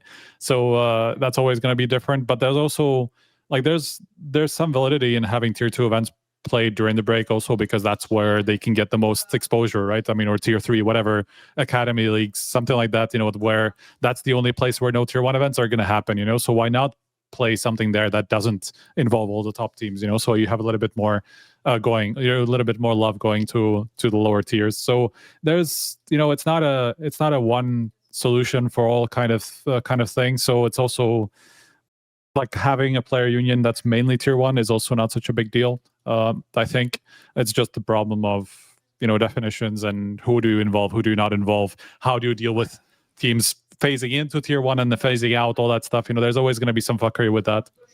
But like, couldn't it be as simple as something like this, right? I say simple. I haven't thought this through a lot, but in terms of a player union, you want as many players to be professional Counter-Strike players to be represented as possible, right? And the thing is, it needs to be funded. The problem is the players right now don't want to reach into their own pockets to fund it. They want a third party to do it, but then that means that their interest will never be represented unless the money is actually coming from them, because then they get to be the ones to be the individuals controlling all the decisions, as opposed to the last one we had, which was literally a puppet of TOs. Like that's what that was. Like that was put in place. It's like, okay, well, who's their best interest? It's to try and get these players to continue to go to these tournaments. And the only time they really did anything was that Blast event, right? Where I forget the reason that they protested. It was the communication thing that was accessible to like analysts. Yes. That was the thing. Yes. Yeah. And then they protested the Brovid-19 situation by having the in-game leaders not turn up, and that was it. Like that's really all we've seen, right? So to be honest, Brovid had nothing to do with CSPPA or player union. but that was just like them banding together. But that right there is like actually, the better direction you want to go. And the way that I would look at doing this is I would have every professional player who wants to be a part of the union, you would go percentage based, because we know that some players are getting paid astronomically more than others, and players who are like in tier 2 teams or whatever are not getting a lot. So you just make it a percentage base of their contract that goes into the pool of money to make the union happen. Then everybody can be represented. I don't know how you'd go about voting on everything. I don't know how that's all going to work, but yeah, I think that if they really want to have a player union, it needs to start from them and not somebody else. So that's something that you know, we'll see if we ever get there. But yeah, I just think this is going to be an interesting time as we discuss. People are going to see more of this overlapping of tournaments and more of these TOs going to war, and then more decisions having to be made, which is becoming very standard. Okay. FaZe skipping EPL. We don't need to spend too long on this one. We'll talk about EPL before EPL, but this just goes into exactly what I was talking about, seeing teams having the liberty of choice. FaZe were one of the teams, I think they were 5th or whatever on the VRS, and they definitely would have got an invitation. I can't even imagine when the last time FaZe wouldn't have played an EPL. Maybe they probably played every EPL since their inception in Counter-Strike. I should have done some fucking homework on that. That would be a great little stat. Probably. Obviously, because they were ushered in a bit more with the partner situation, but since they've been made, they've been a massive organization in Counter-Strike, right? So this is... Was there any comments on this? Like, why? Just curious. Anything official, or we just saw them not pop up right on the team list, and that's it? Yeah, they were invited, but they chose not to go. So in terms of the why, I guess we'll have to ask them. Yeah. There you go. There's a fucking interview question. Yeah. That's yeah, we don't know yet. I was looking through people's Twitters and stuff. Like, karrigan hasn't said anything. I don't think anybody from the FaZe guys has said anything. So I guess we're gonna have to see. But conjecture would be to do with the PGL February event, maybe. But I don't know, because there's such a big. There's still a week after PGL. There's 2 weeks even. Oh yeah, we play, and then FaZe would start probably on the 7th of March, and then PGL Cluj finishes on the 23rd of February. So there's a massive gap. So I think someone's getting married. Blast Lisbon or something. Yeah, maybe something like that as well. But it could also be doing with like EliGE moving over to Europe. I don't imagine that's necessarily an easy process, right? So maybe you need some time once the season started to be able to sort some things out. I don't know. It's just, yeah, look, this is the only reason I bring this up is to have exactly this conversation. You know, is this a strategic thing? Because maybe they would have played Blast Bounty into Katowice, into Cluj, right? That's 3 events back to back. Maybe they just wanted but then you have 2 weeks. But then you have 2 weeks into Pro League. You know, so especially at the beginning of the year, where you know it's not so likely that you're just going to get burnt out very quickly. You know, after that you have after Pro League you have Lisbon, so it kind of keeps rolling. But after that you have Bucharest, which you're probably going to skip. So you have like a full month before IEM Spring, even if you want to go to that, you know, or not, to kind of rest and catch up and whatever it is that you want to do. You know, so it just feels like, I don't know. It feels more like a personal decision to me rather than anything. Okay. All right. Well, we'll see if anything comes out information-wise about all that. We didn't need to spend too long on that one. Just wanted to point that one out so people can, first of all, get the information on it, and then second of all, come to their own conclusions. All right. A big one right now. Obviously, Train got a bit of an update recently. Also, Train is now, as far as Valve are concerned, officially in the map pool. Hasn't been updated as far as like Premier and all that stuff. I think there's going to be an update tonight. That right there is pure conjecture. I have literally no idea. But when I'm right, you didn't get this from Gooseman. Okay. Yeah, I got while I was drunk. Yeah, m0NESY told me. But yeah, there'll be an update coming out tonight. Maybe not. Who knows? But yeah, the whole conversation is about Train coming in, and that's going to be relevant based off of Blast Bounty that's on the telly. Katowice is just around the corner, and we're going to get into some of those conversations about this. But the update that happened changed some of the spawns. I think the T spawns got pushed back, which could definitely change the timings for them. Well, we'll definitely change the timings for them coming out mid, but then we'll also change the timings for them trying to get pop control. And then what else did we have? They added a dumpster over towards Ivy. They added some elevation over towards Heaven. There's been a few little things that they added within that update overall. But general thoughts on this? Is anybody here like, oh, I fucking hate Train, or the map's not ready, or you know, or this is fine? Does anybody have any strong thoughts on this map being brought in? I had a little bit of a peruse through the map, and I was also looking at what like Anders was. He was like streaming and brainstorming a couple of things. I saw some video after that, and it just, there are definitely updates that it needs to have. Like the whole A site just is extremely open. It's just going to be very high rush heavy because you have a very hard time stopping the T's from getting out of main. I mean, that was kind of the point of the change, I think, and we'll still see how it actually plays out. But it feels a bit too one-dimensional at the moment with how it's designed. So I don't think it's necessarily broken. I don't know about the actual like bugs and stuff. I know there's also been a lot of that stuff. So, but that's something that will get fixed. Once we have a couple of matches, some of these things get brought up. Like they'll get fixed pretty quickly, I think. Some of the game breaking stuff. In terms of design, I don't think it's that crazy as some of the people have been saying. I think it's just going to be a one-dimensional. Just don't like it as much. I feel like they've dumbed it down every time. Like, I know people talk about the 1.6 going under the trains or whatever. I don't love the idea of that, even though I didn't really play it. But like the reason train used to be one of my favorite maps is just there was so much more fun things you could do with like the ladders and the pop dog and everything. And I think they're just like simplifying it kind of just takes the charm out of it a little bit. Like I used to like I've still got crap movement, but I still loved like going up ladders and things and just jumping off them randomly and like just getting a little advantage from something like that. And now it's like the trains are just like, you can't go on the trains anymore. Yeah. Like you can't do that really fun entry path where you go up main, up blue train and you take that headshot angle. Like if you go up a train in this version, like it's just, you just die probably. And I think that just makes it sad. Like it's kind of the thing that made that map different was the trains and the ladders and having to use your gimmicks in pop dog and things. Like now it's just kind of boring. You're just going to get left over. You're just going to get peeked from miles away from by a CT or something. It's just not as fun a fight. It's not as interesting. It doesn't make you think in the same way. So I think, but we're comparing it to Vertigo, so I don't want to go too hard on criticism of the new train. I think the pop dog is actually what I'm going to miss the most, because it's like the way the meta shifted there. It was kind of like always very subtle changes, but it was always interesting how teams approached that just to that one area of the map, because it just went from kind of one guy holding it, and then it was just going to be a fight like with somebody dropping down. Then you had the double drop down to kind of counter that. Then CT started doing something that they had like a double up in that they did the whole molly thing. You had to molly it off properly to actually get the control of that, and it's just, there was a lot of shifts of meta around such a very small part of the map, but they all had very big implications on how it played. Like that control actually was very important, when you got out of that part. So it is something I'm going to miss about that for sure. I mean, I haven't played CS in like 2 months probably, so I have not played it at all. I'm looking forward to now that I'm back and finished with the show and everything. But Chad, you probably played it a bit. What's the assessment of Train right now? I haven't played it since the update with the spawns, so I can't really comment too much on how the timings there have changed, and also these little extra elevations. I just think they're going to add a bit more of dynamic approaches to certain fights. But we did play it a bit when we were in Romania on the PCs that PGL had provided, so we were getting some good reps in there. And I think initially what happens when a map is introduced into the pool, it is inherently going to be T-based, because the CTs need to understand what are the timings of the fights and what kind of angles are they exposed to, and then what utility combinations they're able to use to either negate that or force them into fights that the CTs want to take, right? So the initial development of a map is always going to seem, especially in a more of a casual environment, more beneficial to a T side.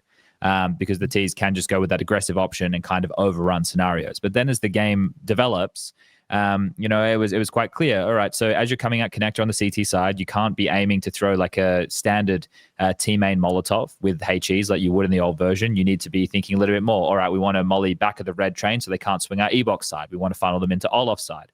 Okay, they've done a smoke sandwich, but we have HEs now. We can clear that. We can also do the second player can be mollying into Olaf. So now they are split. The decision is they have some people stranded front Olaf side. They have some people stranded in T main. There's also other options and choices on the map that I think are going to really come into play. Ivy being a lot more segregated. Once upon a time, you'd be able to push all the way up with 4 CTs out main on this map. You'd get Olaf control. You'd have close E-box. You'd get into pop dog, and you'd really just go for the full yard press because you knew that you'd be able to cover off Ivy from E-box. Right now, with it being a lot more closed off in that part of the map, if the Ts are looking to exploit Ivy a little bit more, they're going to be able to apply more pressure in the backlines. That's a curious one. I'm probably the most interested to see how or if that has an implication. Maybe it's just going to force the CTs to always have a player starting in the backlines. The other is the CTs, if they wanted to do setups where they're playing more aggressive towards B and challenging the players dropping out of the window to go from brown walls into white walls, you could essentially get control of pop dog from B. Right, you could be holding pop as a CT from the B site so that the Ts can't actually come and challenge through and take that if you want to play heavier over towards B. Sure, that would make you weaker towards yard, but it would give you the different way to be able to take those fights. So I think that there's a lot of options. And one of the problems I have is when I see, I agree with simplified as a comment. It definitely has been, but I think you could argue it may have been a little bit too complicated previously, even though every time, as you mentioned, it had becoming more and more simplified. I do miss some of the elevation elements. I agree with that sentiment. But I have a hard time when a map is first introduced for people just saying it's not ready. Of course it's not ready because you don't have any professional data on the map to show what is the most exploitable part, right? What is the meta going to look like? And unfortunately, that's kind of part of the development. And the last map that Valve introduced that was theirs was Ancient. And they obviously made some key changes to that map. Think about Temple towards A. It was open, had multiple different holes. Think about expanding the width of Donut or, shrinking Red Room, the way that they changed Cave. The biggest one being the boxes that they had up towards the Heaven position. They completely removed those altogether. So the map over time had these changes. Now, in my opinion, I think Ancient is one of the most dynamic maps we have in the pool and one of my favorite to watch and play. So I'm not sitting here thinking, oh, this is going to be shit. I'm thinking this is going to be interesting, and I want to see this is where the brains of Counter-Strike get to apply their trade and really show us what they've worked on, because this is where gimmicky strategies can win maps on train. And I think that's kind of a fun little area to find ourselves in as the map will develop going into the major. So that's my spiel.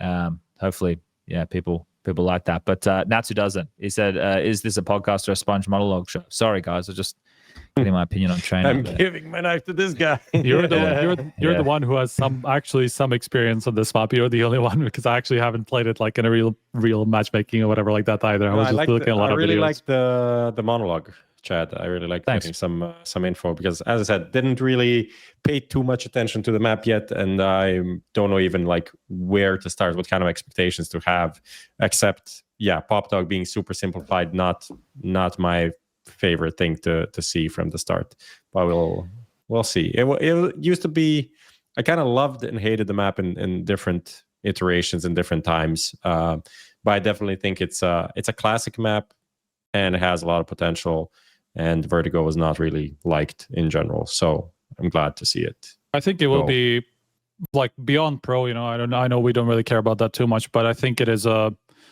to be a more playable map as a result of it being simplified. I know, like, from playing Pop Dog in like Pugs or whatever, it was a fucking nightmare to play that area most of the time, unless you really have somebody you're kind of, who knows the molly, who knows how to get that space. You basically cannot get out of it. Same thing with like getting out of team main was fucking impossible before without getting blocked one way or just mollied off second way, or you just turn a corner and there's like 4 different elevations, 4 different spots you could get shot from.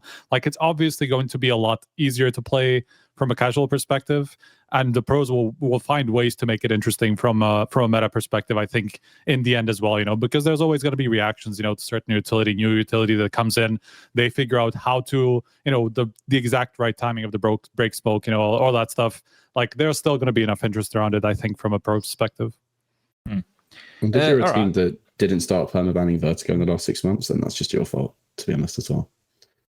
Yeah, and we can actually get into a few of those names when we get into the bounty conversation. And actually, that could even come up right now, because I think this is one of the interesting parts, like teams that are going to have to play it and teams that have the luxury of not needing to. So I've come up with the question for what are the odds this week. This is a 1xBet sponsored segment. We get Lucas to bring up the graphic when he gets a moment. Now, the question for this time is, what are the odds Train is played 5 or more times at the Blast Bounty? Now, before we get into giving our percentages, I wanted to kind of give the rationale on why I picked 5 or more times. So there's 31 series overall with the format that Blast Bounty has. That's if we have 31 series. That's a lot of series. Well, it's including the 32 team bracket. Yeah, that's a lot of series, the whole thing, actually. Over the whole thing. But it's a 32 team bracket, right? So potential for 3 maps per series. That means if every series sees 3 maps played, that's 93 maps in total. So if it's played, seems like a decent chance. Well, yeah. So well, this is why I wanted to kind of bring this into the conversation. So, what do we think of the odds that it'll be played 5 or more times throughout Blast Bounty, gentlemen? Did you go as far as to check like how many of those teams actually banned Vertigo anyway? I didn't go over all of them, no. But we obviously have some of them. But FaZe of the world, right? Your G2s of the world. So there's this, you're going to find more than a couple of names in there that ban Vertigo. So we'll likely just ban Train. Na'Vi is another one. Yeah, Spirit played Vertigo for sure. Mouse played Vertigo. Yeah, there's a few teams. I feel like also for these teams, whoever they're playing against must have kind of come ready for this. Like whoever, let me look at so Spirit are playing Fnatic. Fnatic I mean, unless they completely hate Train, they should have gone into it and been like, let's try to pick this against Spirit and see what happens. Even though that could be a great donk map. I mean, every map could be a great donk map. But if you're running out on A side with some flashes, that sounds like an ideal scenario for donk on the T side. But bet boom against m0NESY. I feel like there's going to be quite a few picks in this kind of a scenario, especially because teams did choose their opponents as well. The underdogs picked their opponents, right? So I think this should happen. I think this should happen. Okay. Even though there's not a lot of time, there hasn't been a lot of time, but because of the nature of the tournament, because of how many teams there is, it's not like, a 8-team, 12-team tournament where it's all like top teams. It's a lot of underdog versus heavy favorite. I'm going to give this 69%. Okay, the sex number. I like it. All right, that's relatively high. I think Pain Gamer Legion feels like an interesting one because they're both Vertigo merchants a little bit. And then is one of them going to chicken out? Because I agree with Prof. I think there's a lot of scenarios where it would benefit an underdog to be ready on Train. And I think that should happen more than 5 times. So I think I'll go maybe 66%. Okay, 2/3 maybe. Okay. Striker? Okay. I was just looking, I was finishing my peruse through the teams to see how many of them actually played. I don't know why it's my new favorite word. I've used it 10 times this year already, and I have no idea why. I don't know where it came from. Probably from the English language, I think. Wow. Wouldn't have expected that. But it looks like a decent amount more than didn't play Vertigo do. So I just everything kind of also skews me towards 70-ish%. It feels pretty likely to me. So I would say 70. Really? Everyone's gone giga high. I'm going to kind of try and bring everything back down to reality. So the reason that I think that the logic that you guys might be using could be flawed is the fact that a lot of these underdog teams will probably only play once because they'll be eliminated, right? And that's if they're even going to bother. And in scenarios where it is 2 teams who play Vertigo against each other, they know that they can likely just float that to the second phase, right? Unless one of them is trying to replace a map and make it the strongest in their pool, which is an option you would do if your roster is kind of a new complexion, right? So if Falcons were brave, it could be something fun for them to do, but I don't think Falcons are brave, right? If I could I think it's valuable to get something experience on it before kind of eats them. Will play Train. Okay. I think Liquid should play Train as well because they kind of had 3 maps they were bad on. Just dump one of them and start playing Train. I like a lot of what you're saying right now, but I am just going to assume that a lot of teams are going to play very safe, like a Fluxo, for example. But why would you play safe in a bounty? Nobody cares about this tournament, really. Okay, are you really going to be so sad that you're not going to make it to the LAN part? When you have Katowice straight afterwards, you have a little bit more time to spend on Train if you don't have to go to the LAN, all that stuff. It feels like it's a good opportunity for you to try it out and then, kind of make a statement to the teams that are going to be in Katowice as well, where we're going to be ready to play it. Fuck you, we're we'll pick it if we need to. So I think there's a good chance. They're so risk averse though. Look at the teams they're all picking. It's the risk aversion is everything the players do, from their contracts and just wanting the front up salary, not picking PGL events because they don't want the prize pool, they want the guaranteed income. It's just, but that's it doesn't matter how you think about it. I think players are too. I think that they are risk averse. 66%. I still think that just because there's 16 first bracket games. I think we could get 3 in there, and then there's going to be someone who wants to be an early adopter and pick it. I still think 66%, but I do think it's going to be close to 5 because the teams are just they're so scared of new things. Genuinely, they're just all scared. Chad, what's your number? 30%. Okay. I agree with the teams being scared. I think they're a bunch of little bitches. I think that it is valuable for them to get reps in, but I don't think they will. So I think we're going to end up with the best of 5 grand final on the Katowice stage with it being played. And it's probably only for the 4th or 5th time that we've seen it, right? That's what I think is going to happen. So yeah, okay. Well, let's get the cumulative tally there of the percentage, and we'll see what comes out. We've also got Whoopie Doop in the chat, so come back in, tune back in. Whoopie Doop, you won because you asked a comment that I need to get answered here, friend. You asked about Gooseman being drunk at the after party and giving information on future updates. Do you think that Gooseman works at Valve? Yes or no? That's what I need to know. The answer of right now. Come on, Whoopi. Not Goldberg. Come on. I can't keep stalling. We're just gonna have to move on. All right. Do either of you have? Either of you have a? I'm here. Yeah, I know. You need to answer this question, Whoopi. Did you or do you think that Gooseman works at Valve? Fuck, this is not. You can't do a podcast like this. This is like pure cinema. This is pure cinema. He just muted us. He's watching Blast I don't know. Bounty. Well, how does he know that we're talking saying about I'm here? We just need a yes or no. Do you think Gooseman works at Valve? You're still going to win the knife. You've still won. Are you a real person? Are you AI? I'm not sure. He did. Oh, there you go. I don't know. Here. Maybe he appeared for updates. Okay. All right. Let's move on. Do you guys have a winner so far that you want to give a knife to?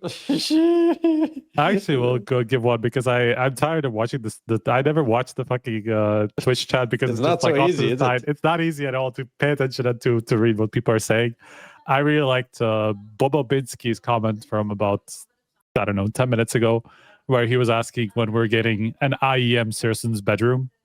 So okay. I'll give a that to him. That's a classic. And mine was the classic. Well, mine was actually the classic knife. I don't remember. It's stained. It's called, I think. Okay. So that's the one. Just quickly going to cap off the what are the odds for this week though? Training play 5 times or more at the Blast Bounty. If you've voted for yes, you got 1.69 odds. If you've voted for no, you got 2.44. I think that was. All right. Let's run an ad break, and we'll be back in a minute, and we'll keep the show rolling. We're going to get into the conversation about Blast Bounty that's on your screen right now. BRB.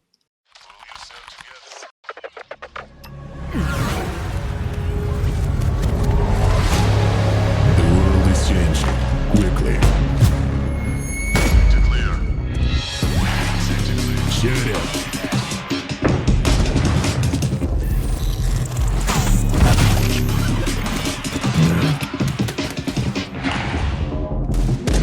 The world is changing, but one thing remains the same. Victories with 1xBet.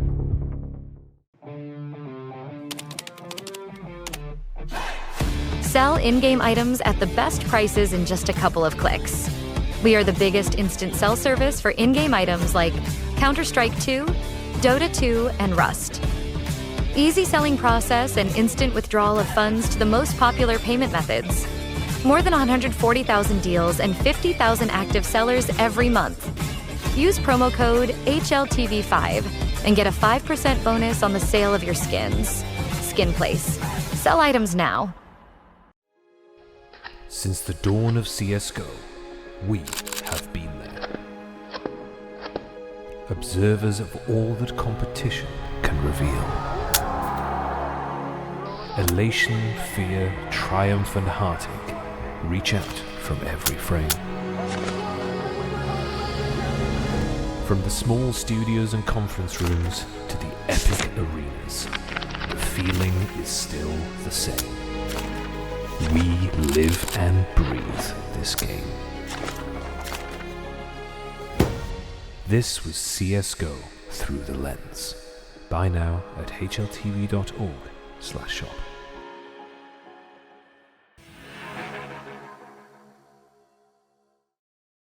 All right, back for the break. We're giving away 2 knives. If you're just tuning in, we've got more to give away. We've got 3 more. Lucas, Striker, and... No, sorry. Lucas, Nero, and Prof need to pick winners as the show continues for this evening for the What Are the Odds pool kitty, whatever you want to name it. The amount of cash we accumulated last time around, that's thanks to 1xBet. Okay, I want to jump straight into our next little sponsored segment, which is Skinionaire. I hope it's spelled correctly this time around.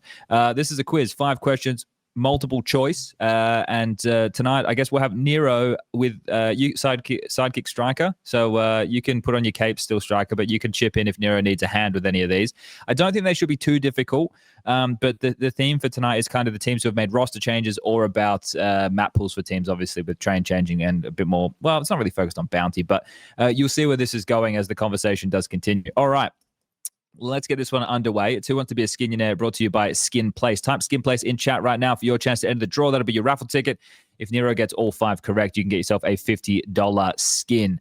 All right. Question number 1. Which set of bounty teams didn't permaban Vertigo, right, in the past when it was a map that was in the pool? G2 FaZe Na'Vi, Liquid Spirit Mongols, m0NESY Fury of Vitality. Yeah, the Mouse Fury Vitality. They played it. This is a good place for chat to get my vote, actually. If I don't know one, then it's like Mongols out of the middle one did right? Yeah, they all did. All the other 6 did. Spirit's the only one I played. I tried to put a little bit of trick in there. Yeah. Oh, right. Lock it in. Played either. Right. Mongols and Liquid both banded. So. Lock it in C. m0NESY Fury of Vitality. Correct answer is m0NESY Fury of Vitality. So of the teams listed, Spirit, m0NESY Fury, and Vitality all played Vertigo. G2 FaZe, Na'Vi, and Liquid all banded. Okay, next question. See, look at this. I even have little tidbits to go with the questions. I'm fucking killing this hosting thing lately. In NertZ Heroic, what map did they permaban? Vertigo, Inferno, or Anubis? Inferno. It's the Saw map. Yeah, it's the I'm locking in B, Inferno. Correct answer, B, Inferno. NertZ last played Inferno in February of 2023 with Endpoint. How's that one? Oh. You like that one, guys? He's now going to have to play it in Liquid. That's the whole point of that question. Wow, I think they're going to keep playing Inferno. I would be surprised to see them drop that map. Okay, next question, 2 from 2. Flying through this one. Remember, guys, type skin place in chat. Okay. During ropz' tenure in FaZe, they played Vertigo how many times? 3 to 5 times, 6 to 9 times, 10 to 14 times. This one's a tough one. ropz' tenure in FaZe. Okay, that's been a while. They have the Bad News Eagles ones. They have the Spirit one. They played it as the Vitality one. once. Yeah. I mean, I'm not going to be able to count them individually. Was there Heroic final at EPL as well? Or is that Vitality? Am I making this up? This is hard. This is a hard one. But I feel like it might be the lower one just because like they're memorable every time they play it. Like I don't think they're going to play Vertigo and we're going to forget about it. What about at the beginning when Vertigo just came in? I think no, because the whole thing was it was a surprise when they let it through. Just go with your This is gut. definitely wrong. I have no idea. 3 to 5, but it's probably going to be like 6 exactly. Looking in A, 3 to 5, the correct answer is 10 to 14. They played it 12 times. Fair enough. I guess at the beginning, or when's most of it from? Okay. Did anyone in chat say that? No. I just did the say research. Skin place. Doesn't that just blow everybody away? Isn't that blowing everybody away, that question? That's crazy. Or the answer to that question? Look at that. You're learning something here. They played tonight. it a lot in 23. Like late 23, they played it a lot apparently. Okay. They played it in like 4 times in 1 month. And then gave up on it again, I think. I guess it wasn't memorable every time. Was it, Harry? Yeah, clearly not. I just That was remember a hard losing it. question. That's Maybe all the hardest question on Skinionaire ever, actually. So, yeah, sorry about that one. I didn't mean to throw you under a bus. We'll see if we can get some redemption on these next 2. All right. Question number 4. No cheating on the phone striker. Donk's first registered HLTV match was recorded before or after Train was removed. Good thing we're giving away knives because this is fucked. He's still 17. Train was removed. Like That's what I'm trying to work out. 2021? I think 21 is his first match as well, though. Oh, he just made it even harder. Okay. I would say, I mean, come on. What do you mean, come on? I think it's supposed to be helping. I think it would be. I think before. I think he played before. I also think he played before because I feel like he's got a show match age 14 in him, playing with Overdrive or something. I think it's before. Locking in before. Yeah, fine. Lock it in. Before. Locking in before. The correct answer is. There's no way. There's no. There's no. When was Train removed? Train was removed in May of 2021. Donk's first recorded map on HLTV was August 19, 2021. Okay. So fucking over 3 months, man. Like, what a piece of shit question. That's unbelievable. I hope everyone's going to enjoy their P250. Unbelievable, man. What a question. I love this. I love this. Last 2 times I've been, I got 5 out of 5. Just like, that was easy. That was just screwed. This like, was, if it was the next question, year, then it would be easy. Like, you know.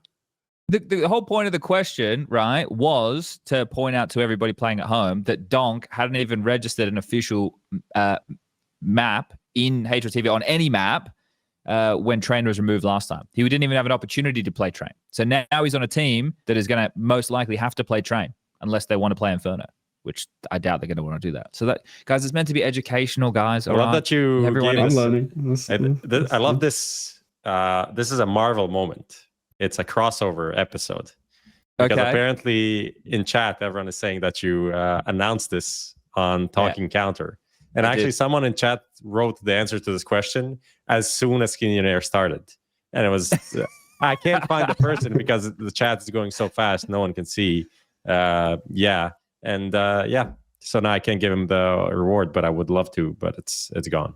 It's gone forever. So I was even trying to cheat. I was even looking at the chat and everyone was just saying, oh, you don't listen to Talking Counter. No one's telling me the answer. Oh dear. All right, let's get this final question. This one here, I reckon you have on lock. Hopefully. We'll see. It could be a $2.50 P250. Let's find out. Question number 5. When EliGE last played Mirage with Liquid, his position was A anchor, connector, or short? Oh, Jesus. Yikinda played everywhere on this map, man. Okay, I think Yikinda was short. Because the EliGE roster was NAF and... Nitro. Rifle and Nitro. Gotta be Con then, right?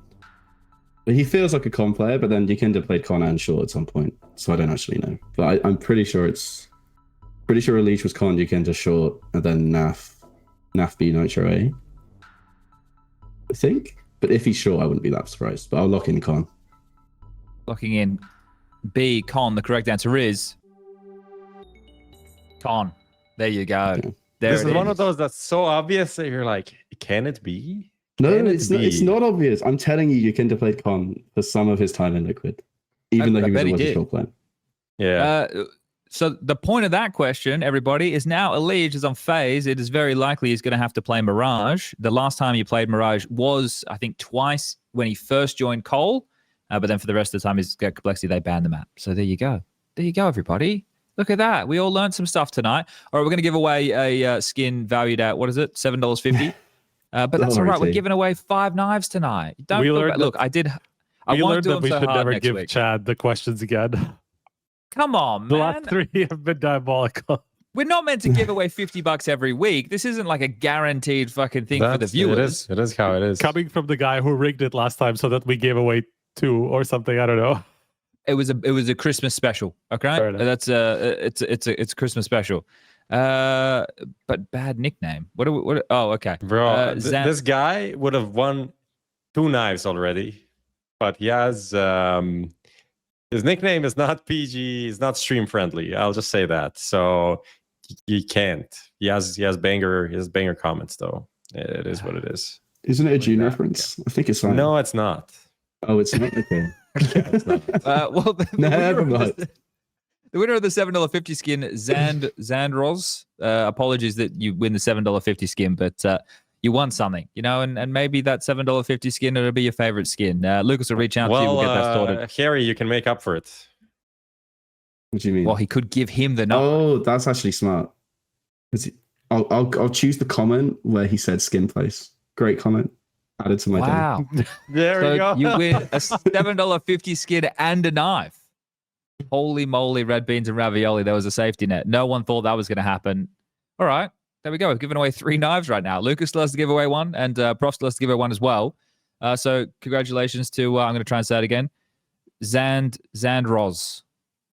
Wait, who are we giving it to? Okay. Lucas has just given it to him as well. I'm so confused. Okay, Lucas has a pick. Lucas has a pick. Lucas's pick is Gil the Hunter. What does that say? Gil the Hunter. Fuck, I'm trying to zoom in, bro. On a laptop, this is hard. Gil the Hunter. You're Lucas's winner because you said, I have a better chance of winning this random skin place giveaway that's saying something good enough to earn a knife. So there you go, Gil. So by saying that, you've won a knife with what you said. Congratulations. All right. That's 4 out of the 5 knives given away. We'll got one more to give away this evening. We'll see when Prof wants to do that. But that was a Skinionaire that was brought to you by Skinplace. Thank you, everybody, for playing. We'll be doing that every week. And yeah, let's move into now the Blast Bounty preview. So it's not really a preview anymore because match number 2 is currently live on Ancient between 3D Max and Heroic right now. The score being 6-5 in favor of Heroic, having their new roster debuting right in front of our very eyes, which is 3 of the Sangha players, plus TN1R. What are we saying? Toner? Tina? How do we say it? Anyone? Huh? I don't know. I would just read it. Tanier. What's his actual name? Are there clues? Clues in actual name? Well, he's a vapor. He just vapes on screen. No. He's also on Katarinovic. That's his last name. I am trying to get people to stop vaping by calling them robot dicks. So I don't know if it's not really working. I feel like it's just gonna. I think it's just gonna rise in popularity after that. To be honest. Yeah, I think it should. If everyone wants to let it catch on, though, it'll be great. So yeah, just call people who vape that they're sucking on the robot dick. Okay. Well. We FlyQuest 1. They finally slayed some Brazilians. It was very good. I didn't get to watch the second map, but I definitely watched the first. Now, I guess the key talking point about this is the selection process, guys, for the opening matches. Did anybody get to focus in on that? I was, but I know that we were all at the award show, so it would have been quite difficult. Did you guys get to catch much of it? 5 hours of it every second. Only the 20-minute selection from Virtus.pro that you highlighted. I did see Virtus.pro in Belgrade. They were boot camping in the hotel that we were all in. I don't know if you noticed that, Chad. They did come to the party. They didn't come to the show. They came to the party. I was kind of scummy, really. I was slightly salty about it. I did approach our good friend Flamus. I told him this is not nice, and he said they're practicing until 9, so they really couldn't make it. But he's gonna make it next time. He promised me. So let's go. He also said one more thing. He said Virtus.pro now have a person to do interviews, and it's gonna be a new Virtus.pro. What do you think about that, Chad? So he's about to get the Norbert treatment. Is that what you're telling me? Yes, he's gonna do all the interviews. How long until they break in? Well, we know who's in-game leading now, so I feel like we shouldn't have to worry about who's doing interviews anymore. Well, Electronic's not. You think Electronic's going to be doing interviews? No, but the reason they didn't let us interview before was because they were so worried about the question being who's leading all the time, right? Like questioning the authority. That was what the issue was before. And like Flit and Fame are funny guys. Like they like talking. When Dustin was there, they'd always have a chat to me. Let's get them back on the mic. They're chill. But they don't like to talk too much on record. Just put a microphone in front of their mouth, see what happens.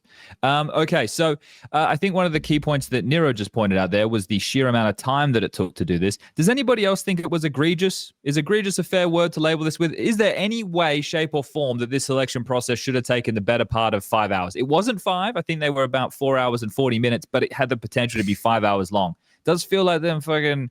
There's a new term I'm trying to bring in. The juice wasn't worth the squeeze. Oh, I like that one. I think they're just trying to be nice to teams, though, aren't they? They're trying to give each team 20 minutes to sort about who's left. But I think it's more fun if they're on time pressure as well. And you just start playing the countdown clock. Just give them a minute each. Like they should have a list of like the preferences. Just give them a minute. Yeah, it's kind of like there's a whole system, like with fantasy, you just pick your preferences and like it all picks for you in the end based on who's available. Like why not that? Yeah. You guys have a system when you're doing the snake draft with your fantasy where you can pre-pick the players so that it is possible just to fill literally if you're what not I there. just said, Chad. That's literally what I just said. Sorry, I was reading Lucas saying dicks. You replied the same thing. Lucas just said dicks in chat. So how many times can we say dicks in one show? How many times? How many dicks can come out of our mouths in 2 hours? As many as necessary.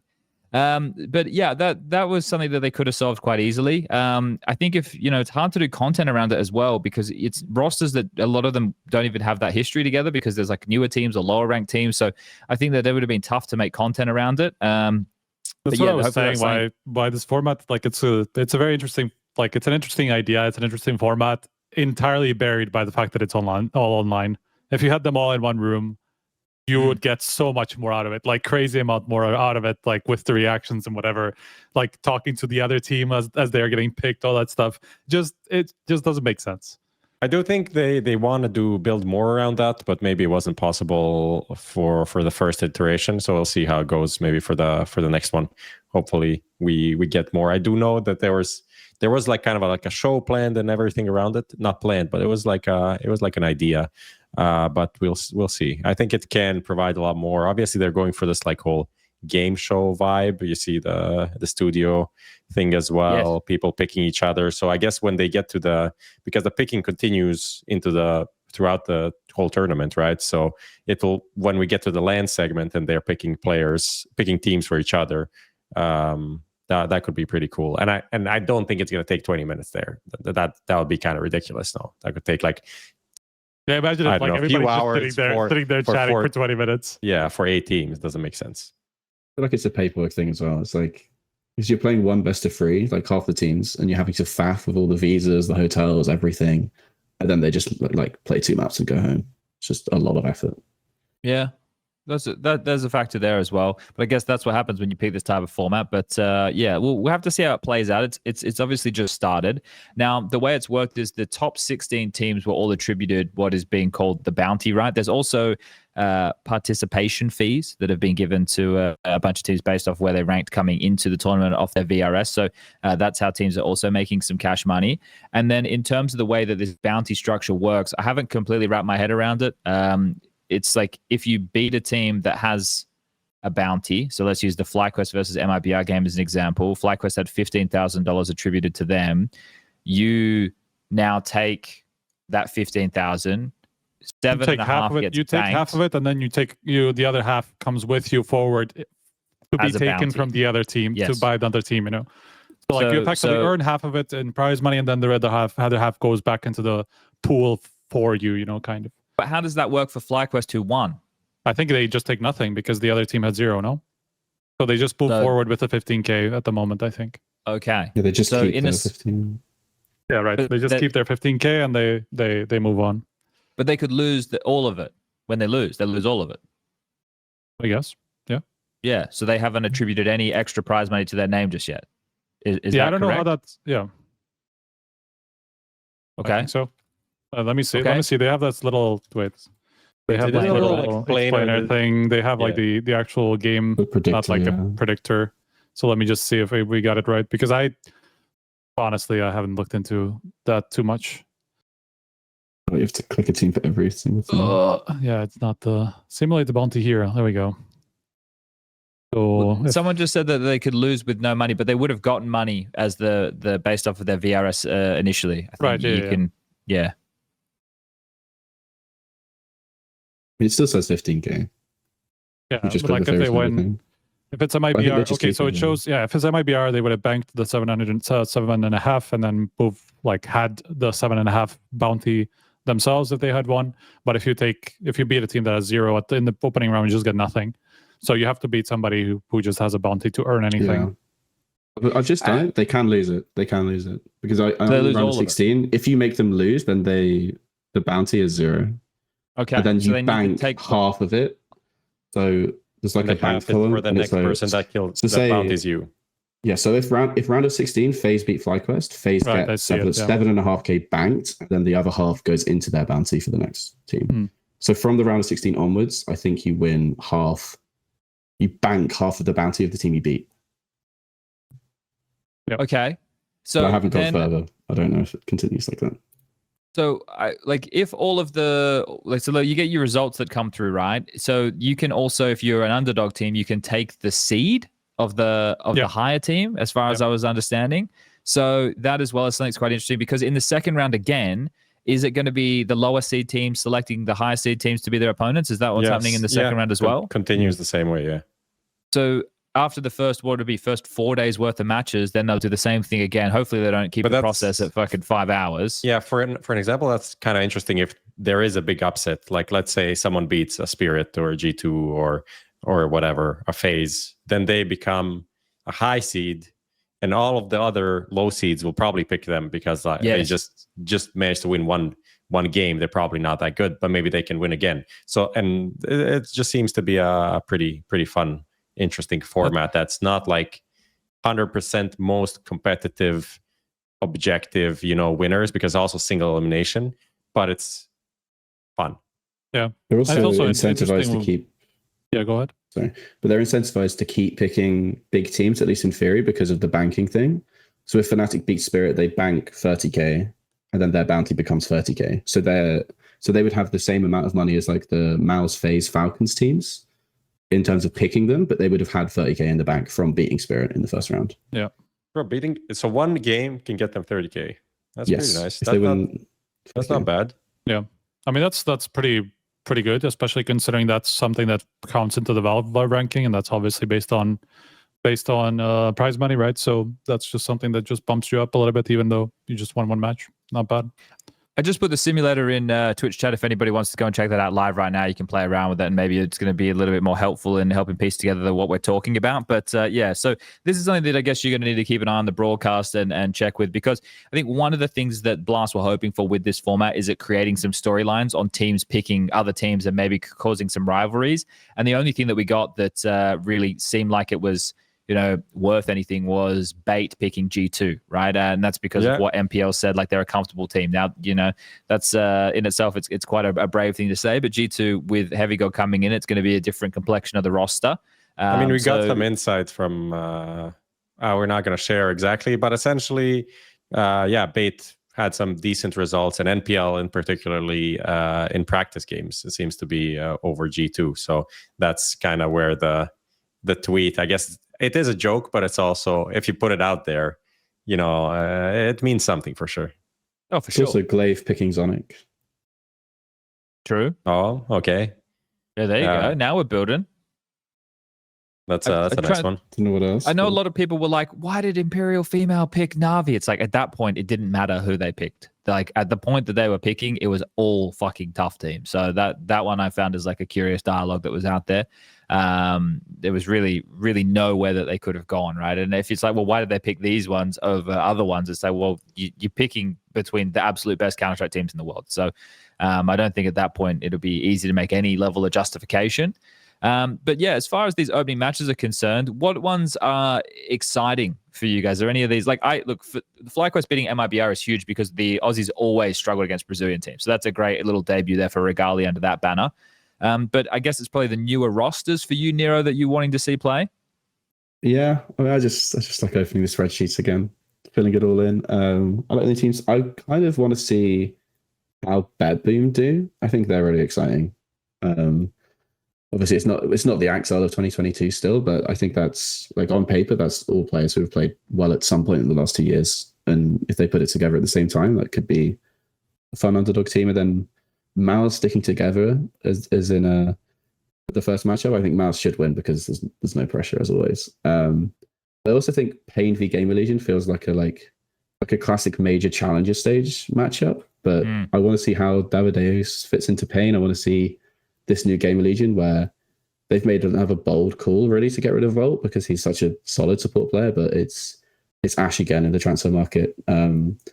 I think being quite shrewd with the Res pickup, I think that's someone who was probably undervalued by most teams, and I think it just makes sense to add some experience. I think losing Flamus he's not quite like Monty Boros level, but I think it's a similar case of you looking at it and you're like, okay, this team was so reliant on one player for its aggression, and now they've got Res. Torsen can take a bit more. I think PR is really fun from m0NESY NXT as well. And I think it could become a better team than the Shanghai team because it's just a bit more balanced. So I think that game will be an exciting one, but maybe not for the people who just want to see G2. But I think that's what I'm definitely going to watch. Well, that's what Ash also said, right? So, like, in explaining the Volt cutting Volt, right, was effectively about roles that they were too reliant on Flamus. So that definitely tracks. It just feels like there's definitely going to be more balance.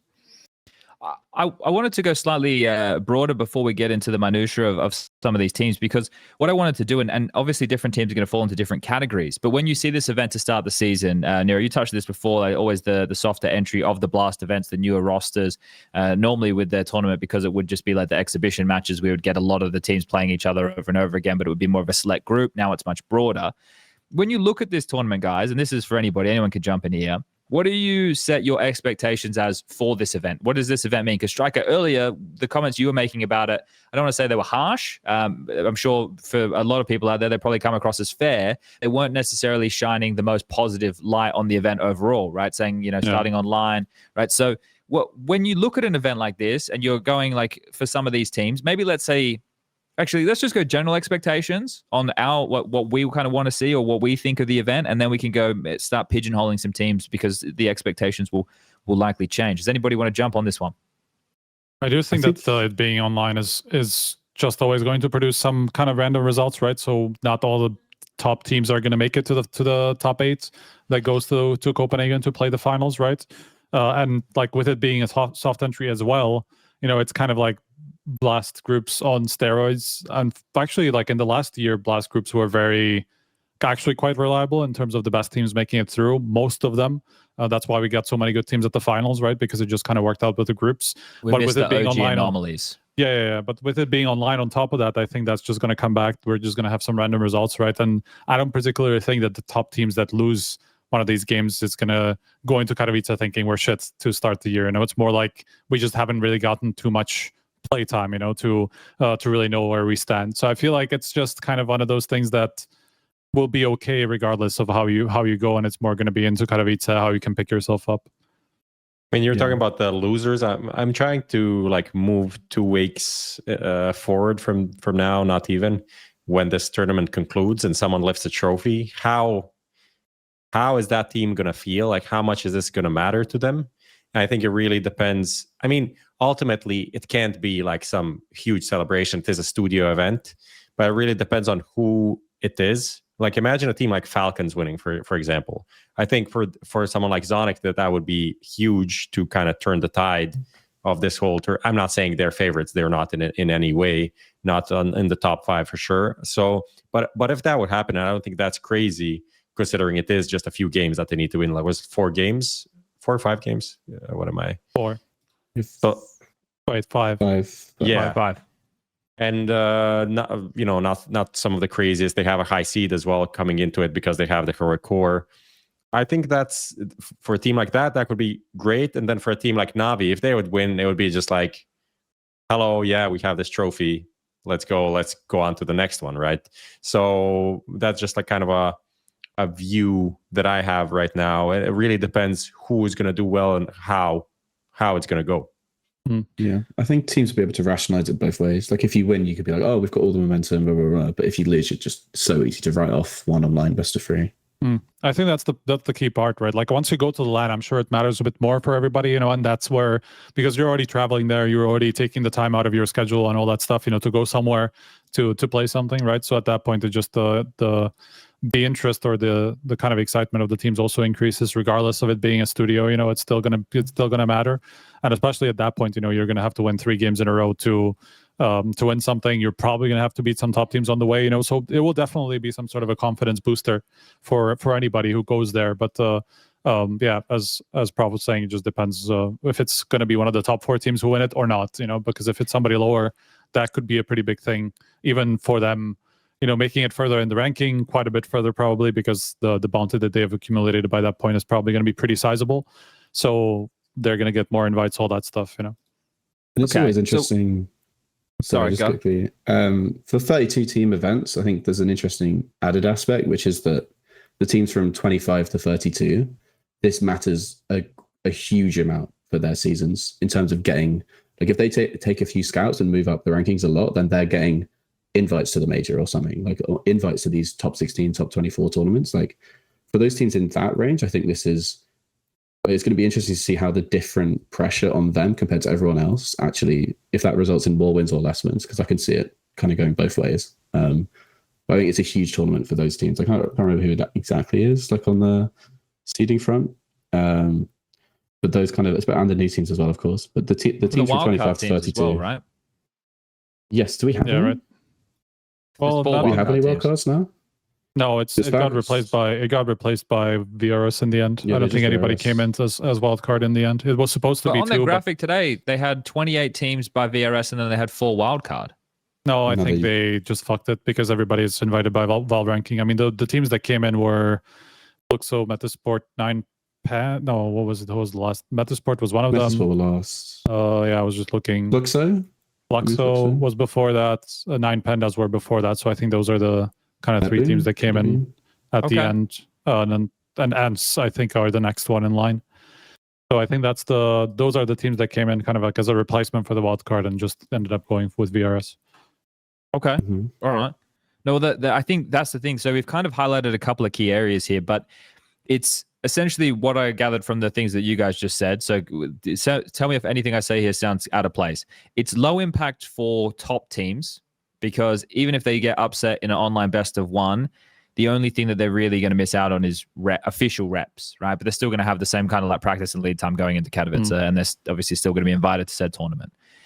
In terms of newer rosters or certain stories like a Falcons, a good result or a deep run is like a vindication or just a good impression to kind of set the season and maybe start rolling with some momentum. Like for the new Heroic roster, for example, like if they get a win going early, that could do a lot for the confidence because we're looking at a younger group of players, right, that have been thrown together. Obviously, it's the Sangao core, but it'd be interesting to see like the level of impact that has. So I think that there's lots of different ways that this can be framed depending on the team necessarily. But it's interesting, right, that for the best teams, we're feeling this is quite low impact. So this is why I'm curious to see who ends up winning or who ends up being like the top 4, and then how that does end up aging throughout the season, right? Yeah. Are these still going to be like the best teams as we head down the track, or is the event really just a bit more of of a feeler for everybody, especially with so many new rosters in the mix? So it's interesting for a lot of reasons, but also people need to, because one thing that we do in Counter-Strike is once a team wins, everybody jumps to a lot of conclusions immediately. With this type of an event, I think people need to really temper set expectations. Does that seem fair? Yeah, I think an interesting thing is also going to be like, obviously it's a new year. Things that happened last year matter, but it's kind of a fresh page. Even, when we change seasons and like when we have a summer break, it's a new season, things change, but it's kind of everything that happens in 1 year is this like condensed storyline, even though time is a flat circle, as we all know. We get to the top 4, we have a Spirit G2 game. How is that going to go? Is the story of last year going to continue where G2 would always win? Or now without Nico, it's a different story, because the Nico Donk head-to-head was a very interesting one.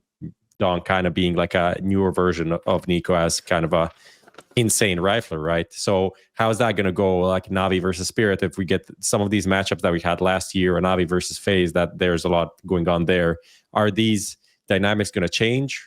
How are we going to set these matches and head-to-heads and the storylines of them going into the rest of the year? So I think that is where this tournament is going to help establish some stuff. Even if the tournament winner itself, I don't think is that important. It's more like who is playing who and how it happens between them. I think, by the way, just to mention one thing, because I still have the knife to give away, and I have a way I want to do it. So I have a question for people in chat that they need to guess. So my mom is coming over. I asked her to cook something and bring it to me because I'm lazy to do anything right now, and she did it. And if people guess what this meal is, what the food is for lunch, whoever guesses gets the knife, and I will provide some tips over the next few minutes until we close the show.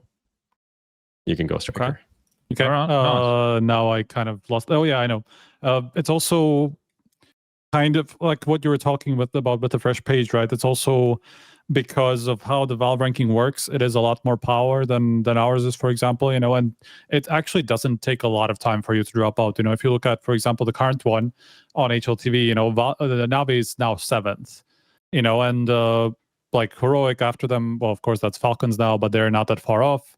So they're very close to 8th. Liquid is not that far off. Furia is then like 150 points. So if Furia do well at this bounty, and Navi just like drop out of in like tech round 2, or they don't go to the LAN, they just don't really improve on their stats, they could very quickly drop out to like 10th place by the end of this tournament. Then Katowice comes, and they also don't do particularly well at that one. They could keep dropping further and further, so very quickly teams can get into a position where they don't get to go to the third stage of the major, like out of the top teams, or, they have to kind of fight for their place at the major instead of, because like only top 10 teams actually get a straight invite. Everybody has to go from the from the MRQ for Europeans, you know. So it is like you get into a dangerous position fairly quickly if you have an off period, because it's more like the last 3 months that really make a big difference.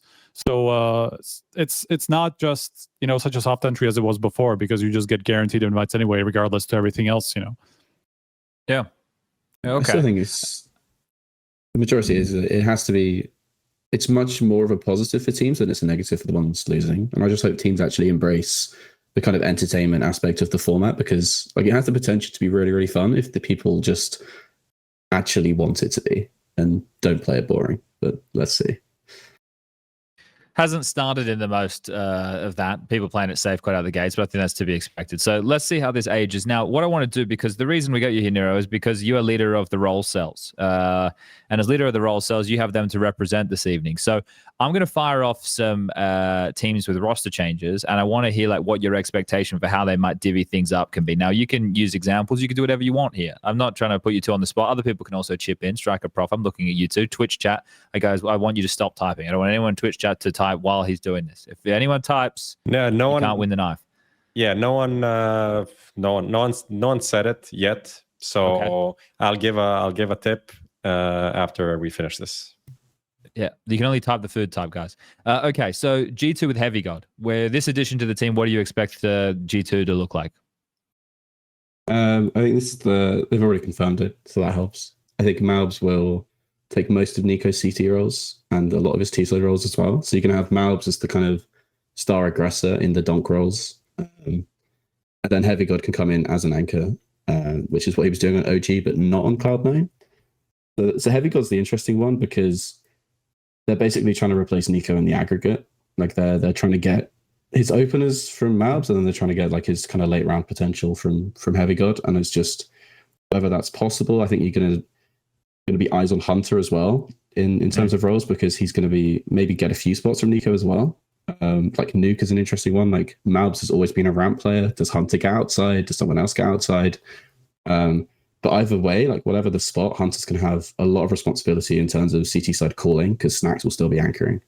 And I think m0NESY is going to need to be eased into that side of the game. So I think eyes on Hunter, and then I think HeavyGod will be a very stable specialist anchor that they've not had since JKS. That's what I expect for them, for sure. But it's whether they're good or not is a lot up to HeavyGod and the calling of Snacks on T side, Hunter on CT side, I think. Yeah, I think that kind of falls in line with a lot of the stuff that, you know, a bit more face value. You've gone slightly deeper here, but Hunter having more responsibility also, just like with the age and experience of him as an individual. And then also like he's the guy doing the pistols for them, right? So he is going to have to fill that also vocal void of Nico, because I don't know if you're always going to get that out of your m0NESYs, if you're always going to get that out of your m0NESYs, right? They're definitely players who are going to contribute in those regards, but to do it on the same level of a Nico is going to be tough, right? So yeah, I like the little framing there. Anyone else have anything they want to chip in about G2? No, I think we spoke about it kind of before. We knew it was coming in, and now it came in, and we can finally see it in action. I just want to say one thing is about how the pressure will affect m0NESY, because obviously he's now going to be the main star rifler in this team, when before, you know, there was a lot of kind of reliability in Nico, and, you know, so he was kind of the third star. Now he has to become the second star after m0NESY, and I mean I made a kind of a bold prediction that I think he's going to be a top 5 player this year, and I think he always had the potential, but it's more about how he can deal with there being a lot more pressure on his performances now, you know, because everybody's expecting him to match the level that he had on T side, now on CT side with the improved roles as well. So I'm curious how he's going to deal with that. Okay, eyes on m0NESY. FaZe, the next one I got here for you, Nero. The addition of EliGE, someone who's very aggressive, but they traditionally have the Rain karrigan duo trying to take space and find the openings for what was ropz, Frozen, and Brokey trio. How do you look at this one shaking out? I think this is the really interesting one, because there's so many different ways they can go. I think the way I would go is that I would kind of shuffle it around on some maps on T side between EliGE and Rain. So like there's some maps where they're just gonna have to sort it out. Like Boiler on Inferno, they're both Boiler players. Like someone has to play Banana, and we don't know who. But I think it's easy enough that there's 2 aggressive defaulting roles on most maps that Rain and EliGE can do. One of them should be fine. And then the good thing for Frozen is that he can take all of the m0NESY roles that he was really good in over ropz. So that helps. And then CT side, I think they're in a bit of trouble because they've kind of got the G2 thing where no one's a specialist anchor. Like Rain is kind of in the hunter category where you want him rotating, and then you've got Frozen. Like Frozen used to anchor a little bit on m0NESY, and maybe like the game's going in that direction where the best lurkers are also the best anchors. Like to the point where I might need to rethink the categories for the award show because it's just like Bit and Jimmy are in both and are going to be in both every year, right? So I might need to have a look at that. And I think Frozen could be another one that joins that group of ropz as well, of people who anchor on CT and lurk on TR. It just seems like a natural development of the game. So I think it would make most sense to me if you have Frozen anchoring and then Rain and EliGE rotating. And then on T side, I think it's going to be a little bit of a shuffle. But I still think it suits EliGE because, like we saw with NertZ on Heroic, there's lots of ways to be aggressive from lurker roles as well. But you can also say Rain's at the point now where he can be a supportive piece, mid-round entry fragger, starting from low positions as well. So that's one to see because I can't honestly predict every map, but I think for the most part, EliGE is going to get a lot of space, even if he's not in exactly the same positions as he was on Complexity. I think when I think of some maps, it's just going to make sense, right? He's just going to take over Connector on Mirage. Obviously, it's not a map that he's played a lot, but he'd just plug in for ropz there, right? And Rain will just continue anchoring A, karrigan will continue anchoring over towards B. But there's other maps where it does become a little bit more curious of where they're going to place him, like Nuke or ropz would play ramp. Are you really going to put EliGE ramp? I don't know. I don't think that would be the position I'd want to put him in. So yeah, there are quite a few little issues that they have to solve over there, but it is like a great weapon for karrigan to have. So I think, this is probably one of the more exciting ones for me. Anybody want to say anything about FaZe? I mean, they're literally living together, EliGE and karrigan. What did you? Yes, they are. That's a team bonding experience right there. Hot pot at home, intense boot camping. Obviously, they're dedicated to making this work. I just say you pointed something out important there. Hot pot at home. You have to hope that he has a few guest bathrooms because you don't want to be sharing. Like if you're living with someone for the first time and your bowels are going to be really, you got to think about that. You really got to think about that. Done well enough for himself to have 2 bathrooms, man. I think he's fine. I'd hope so, but I just want to look. Maybe you need 3. Maybe you need an outhouse for situations like that, Striker. You never really can be too prepared. Sorry, Prof.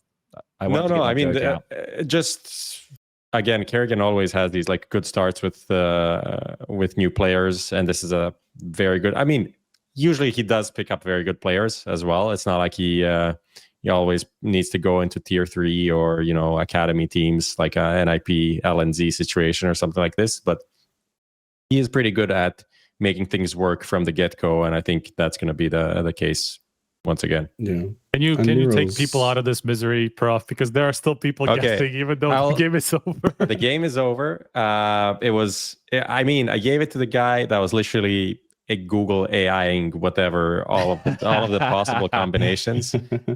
Just to look, my Google thing went off. But bro, nobody would have gotten that one without Googling it if they're not already from the region. Honestly, but there are some people from the region. This is I was trying to set it up for them, but they it's essentially Italian. It's like a bean stew with some pasta bits inside. Usually you get a good piece of meat as well. Kind of like something you would get in a German classic what's it called? Like a pork knuckle or something. You'd get that in a nice piece of stew with beans and some pasta. It's really nice. That's it. Okay. I gave it up. Congratulations to Evil Panda 13, I think. We've given away 5 from 5 knives tonight. We're going to do all the what are the odds again, guys. And if you keep getting them right and getting more money, then we'll do more giveaways. So we'll see how that one shapes up. All right, how many other big ones we got here? Seems like the most simple of all of these, doesn't it? Didn't they say something though in an interview that was kind of like leading that things are going to be a little bit different? Or was that when we were talking with Flames on the couch? Flames. This was also I think FaZe said kind of the same thing. No, I also feel like I heard something along those lines, but maybe I'm definitely also Flames on the couch was was giving us some stuff and trolling us at the same time. I'm sure it's the CT side thing of like people think Apex is going to give away rotate roles to ropz, and it's just like, well, I don't know. Don't think he will. I think he's always been this type of, he wants to be supportive from the middle of the map, and I think he will continue to do that. The one thing is like Mirage. So I think ropz will probably just have to go short and give up con, which is something that a lot of people will be like, that's an iconic spot, blah, blah, blah. But I think he's just going to have to. I think it opens up a lot of space for FaZe. I think that's the big difference. I think ropz will stay anchor, and then FaZe will get the CT roles, because he's very similar to m0NESY in the way that it's just gone on for longer. So we've just kind of accepted that he's an anchor, but like he's not a natural anchor. They make all these plays to try and, like, he even tweeted saying about anchoring connector, right? Because Apex will just let him go and connect to half the CT rounds, because he's just not an anchor, never has been. So I think it's Flames, who was already really good last year and did get better in the anchor roles. I think he's the one that will benefit the most from the ropz change, because ropz can just slot in as an anchor when Spinks just wasn't one. Yeah, we did get to talk to him. You know, he was. I don't remember exactly what he said. People could go back and watch the VOD, I guess. But it seemed like there was a bit of a stance that maybe ropz is going to do some new things or some different things. So and maybe that's not the worst thing in the world, right? A new team coming in and kind of refreshing the way that you want to approach the game, whether that'll be on the CT side or the T side. Be curious to see how it shapes up, because otherwise, yeah, there are certain scenarios where you could just like plug and play him into some of Spinks's CT positions, but others where, yeah, it might make a bit more sense to give FaZe those things. And then like another nuke example, right? FaZe plays ramp, I'm pretty sure. Well, Spinks played main, right? So yeah, so you could put FaZe there and put ropz ramp. It will kind of like those little changes right there. You did an article about this one. This one was a big one. Liquid. Yes. This is the big Rosal one. And first of all, CT side is unbelievably good. Like the actual individuals in these CT side spots fit so well. There's only 2 clashes. So on Ancient, NertZ and Twistzz both used to play mid, and then Dust2, they both used to be like A short or CT. And then on every map, they just slot straight in. He just slots straight in for Yekindra on CT side. On CT side, I think Liquid is still going to be really, really good. I'm just worried about T side, because I think you have a lot of players who don't want to be the first into a bomb site and execute. And I think they could make NertZ do it because he's naturally aggressive, but that's not what you want NertZ to be doing. You want NertZ to be like lurking aggressively early rounds. He's going to die early a lot of rounds, and then when he's dead, it's Twistzz, JKS, and Nav. And is Twistzz going to be like, well, I'm the IGL now, so I have to be much more sacrificial? Are they going to try and do to JKS what karrigan did in Katowice and be like, you're an aggressive player now? Because Naf, I don't think Naf has got an aggressive bone in his body on T side. So it's just, I look at it and I'm like, all 4 of these players were lurkers like a year ago, pretty much. Like Twistzz in FaZe started from lurk spots, most maps. So that's just, it's weird to me. And I know that players are able to be versatile, and it's always this debate with the roles thing is who's able to be versatile. And I think you are. I think players play a similar way in new positions as they did in their old positions. And I think the trouble with this new Liquid team is that all of them want to play a certain way wherever they're starting from, and none of them are comfortable doing what Flammers did for Game of Legion, or because Yekindra didn't really do it even. Like Yekindra was kind of a bad entry fragger last year as well, because like if you look at his trading numbers, at least he was bad at getting traded.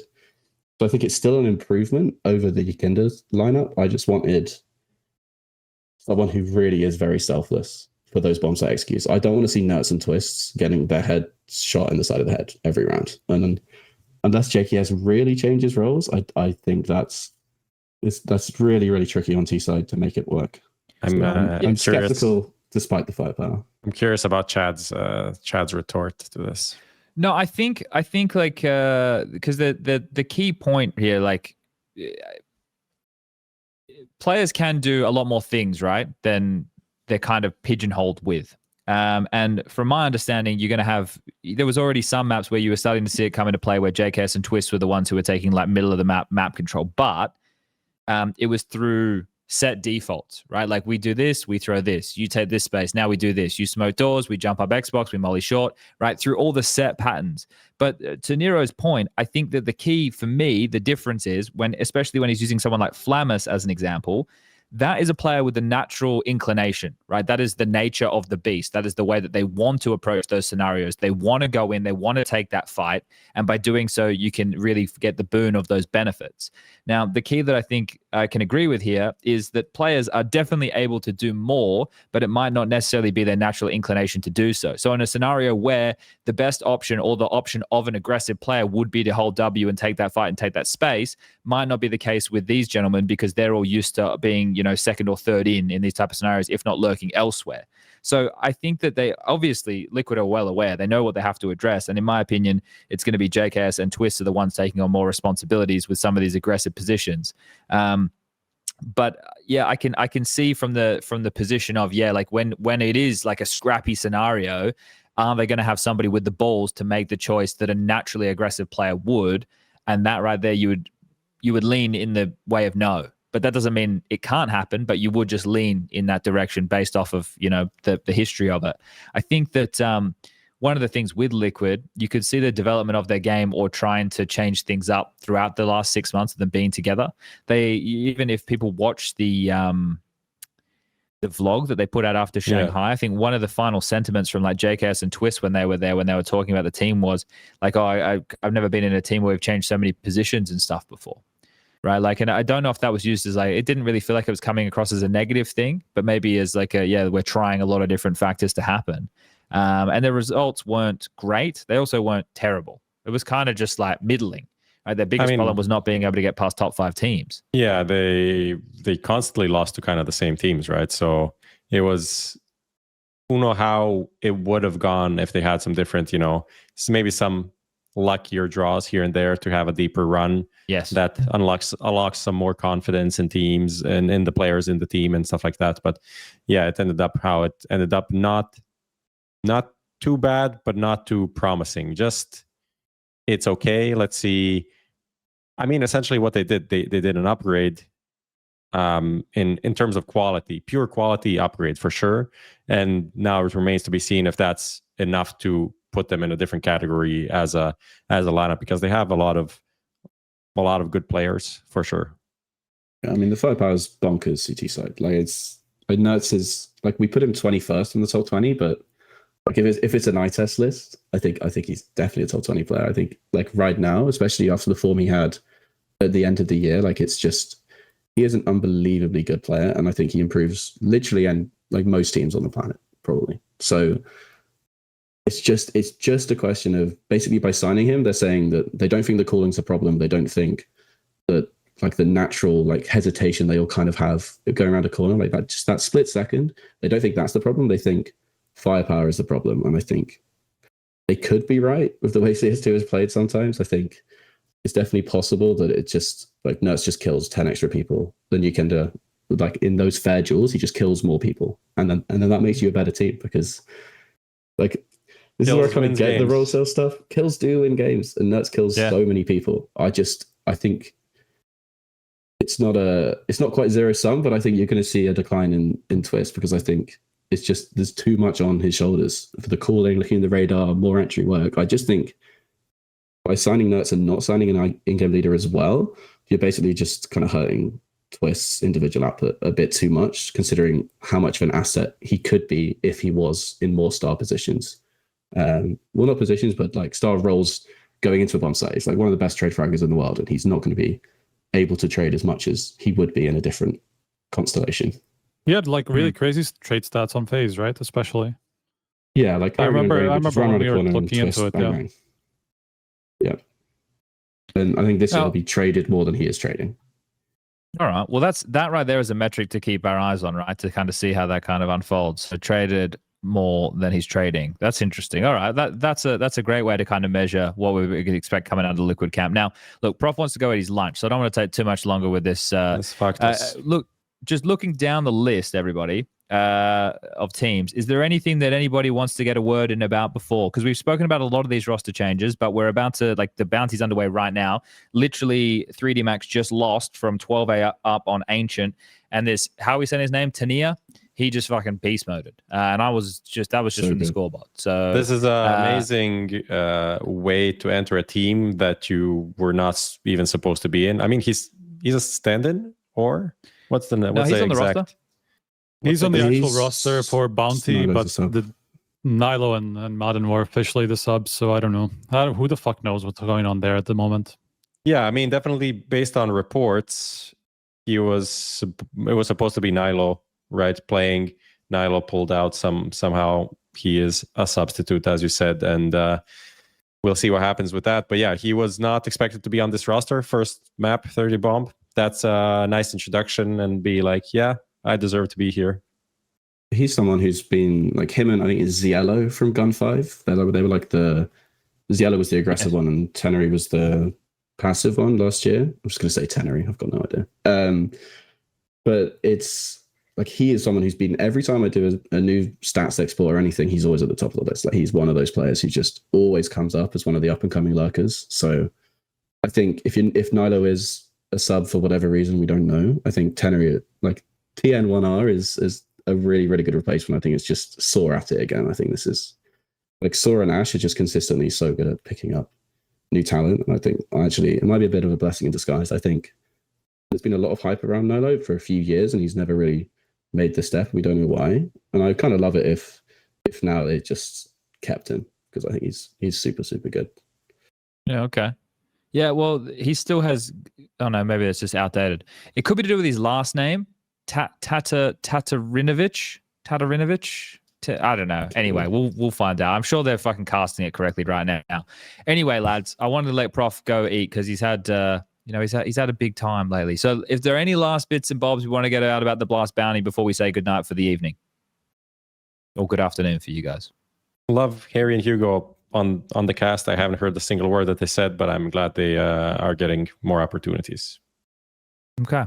All right. Is that it? That's it. That seems like it. All right, fine. Yeah, I thought maybe somebody wanted to say something. That's all right. All right, everybody. I'm sleepy as fuck. I'm so sleepy, man. I'm falling asleep here. We're gonna go watch some Counter-Strike, then go to bed. All right, everybody. Thank you for tuning in for another episode of HLTV Confirmed. We're giving away 5 knives this evening and a $7.50 skin. So that was quite the haul. Thanks to our sponsors, 1xBet and Skin Place. We'll be back with another episode next week in the break between the, I guess, the online portion and the LAN portion of the Blast Bounty. Enjoy. Tier 1 CS is back on your screens for 2025. Season 1 is underway. And let's remember to enjoy it. We'll see you guys next time. Good night.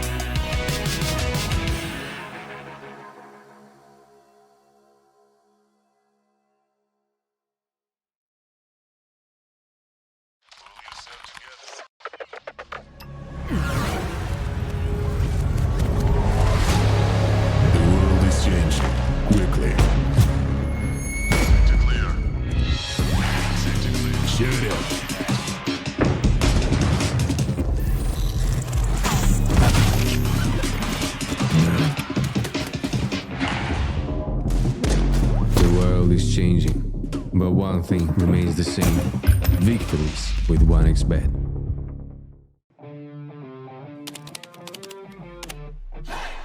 Sell in-game items at the best prices in just a couple of clicks. We are the biggest instant sell service for in-game items like Counter-Strike 2, Dota 2, and Rust. Easy selling process and instant withdrawal of funds to the most popular payment methods. More than 140,000 deals and 50,000 active sellers every month. Use promo code HLTV5 and get a 5% bonus on the sale of your skins. Skin Place. Sell items now. Since the dawn of CSGO, we have been there. Observers of all that competition can reveal. Elation, fear, triumph, and heartache reach out from every frame. From the small studios and conference rooms to the epic arenas, the feeling is still the same. We live and breathe this game. This was CSGO Through the Lens. Buy now at hltv.org/shop.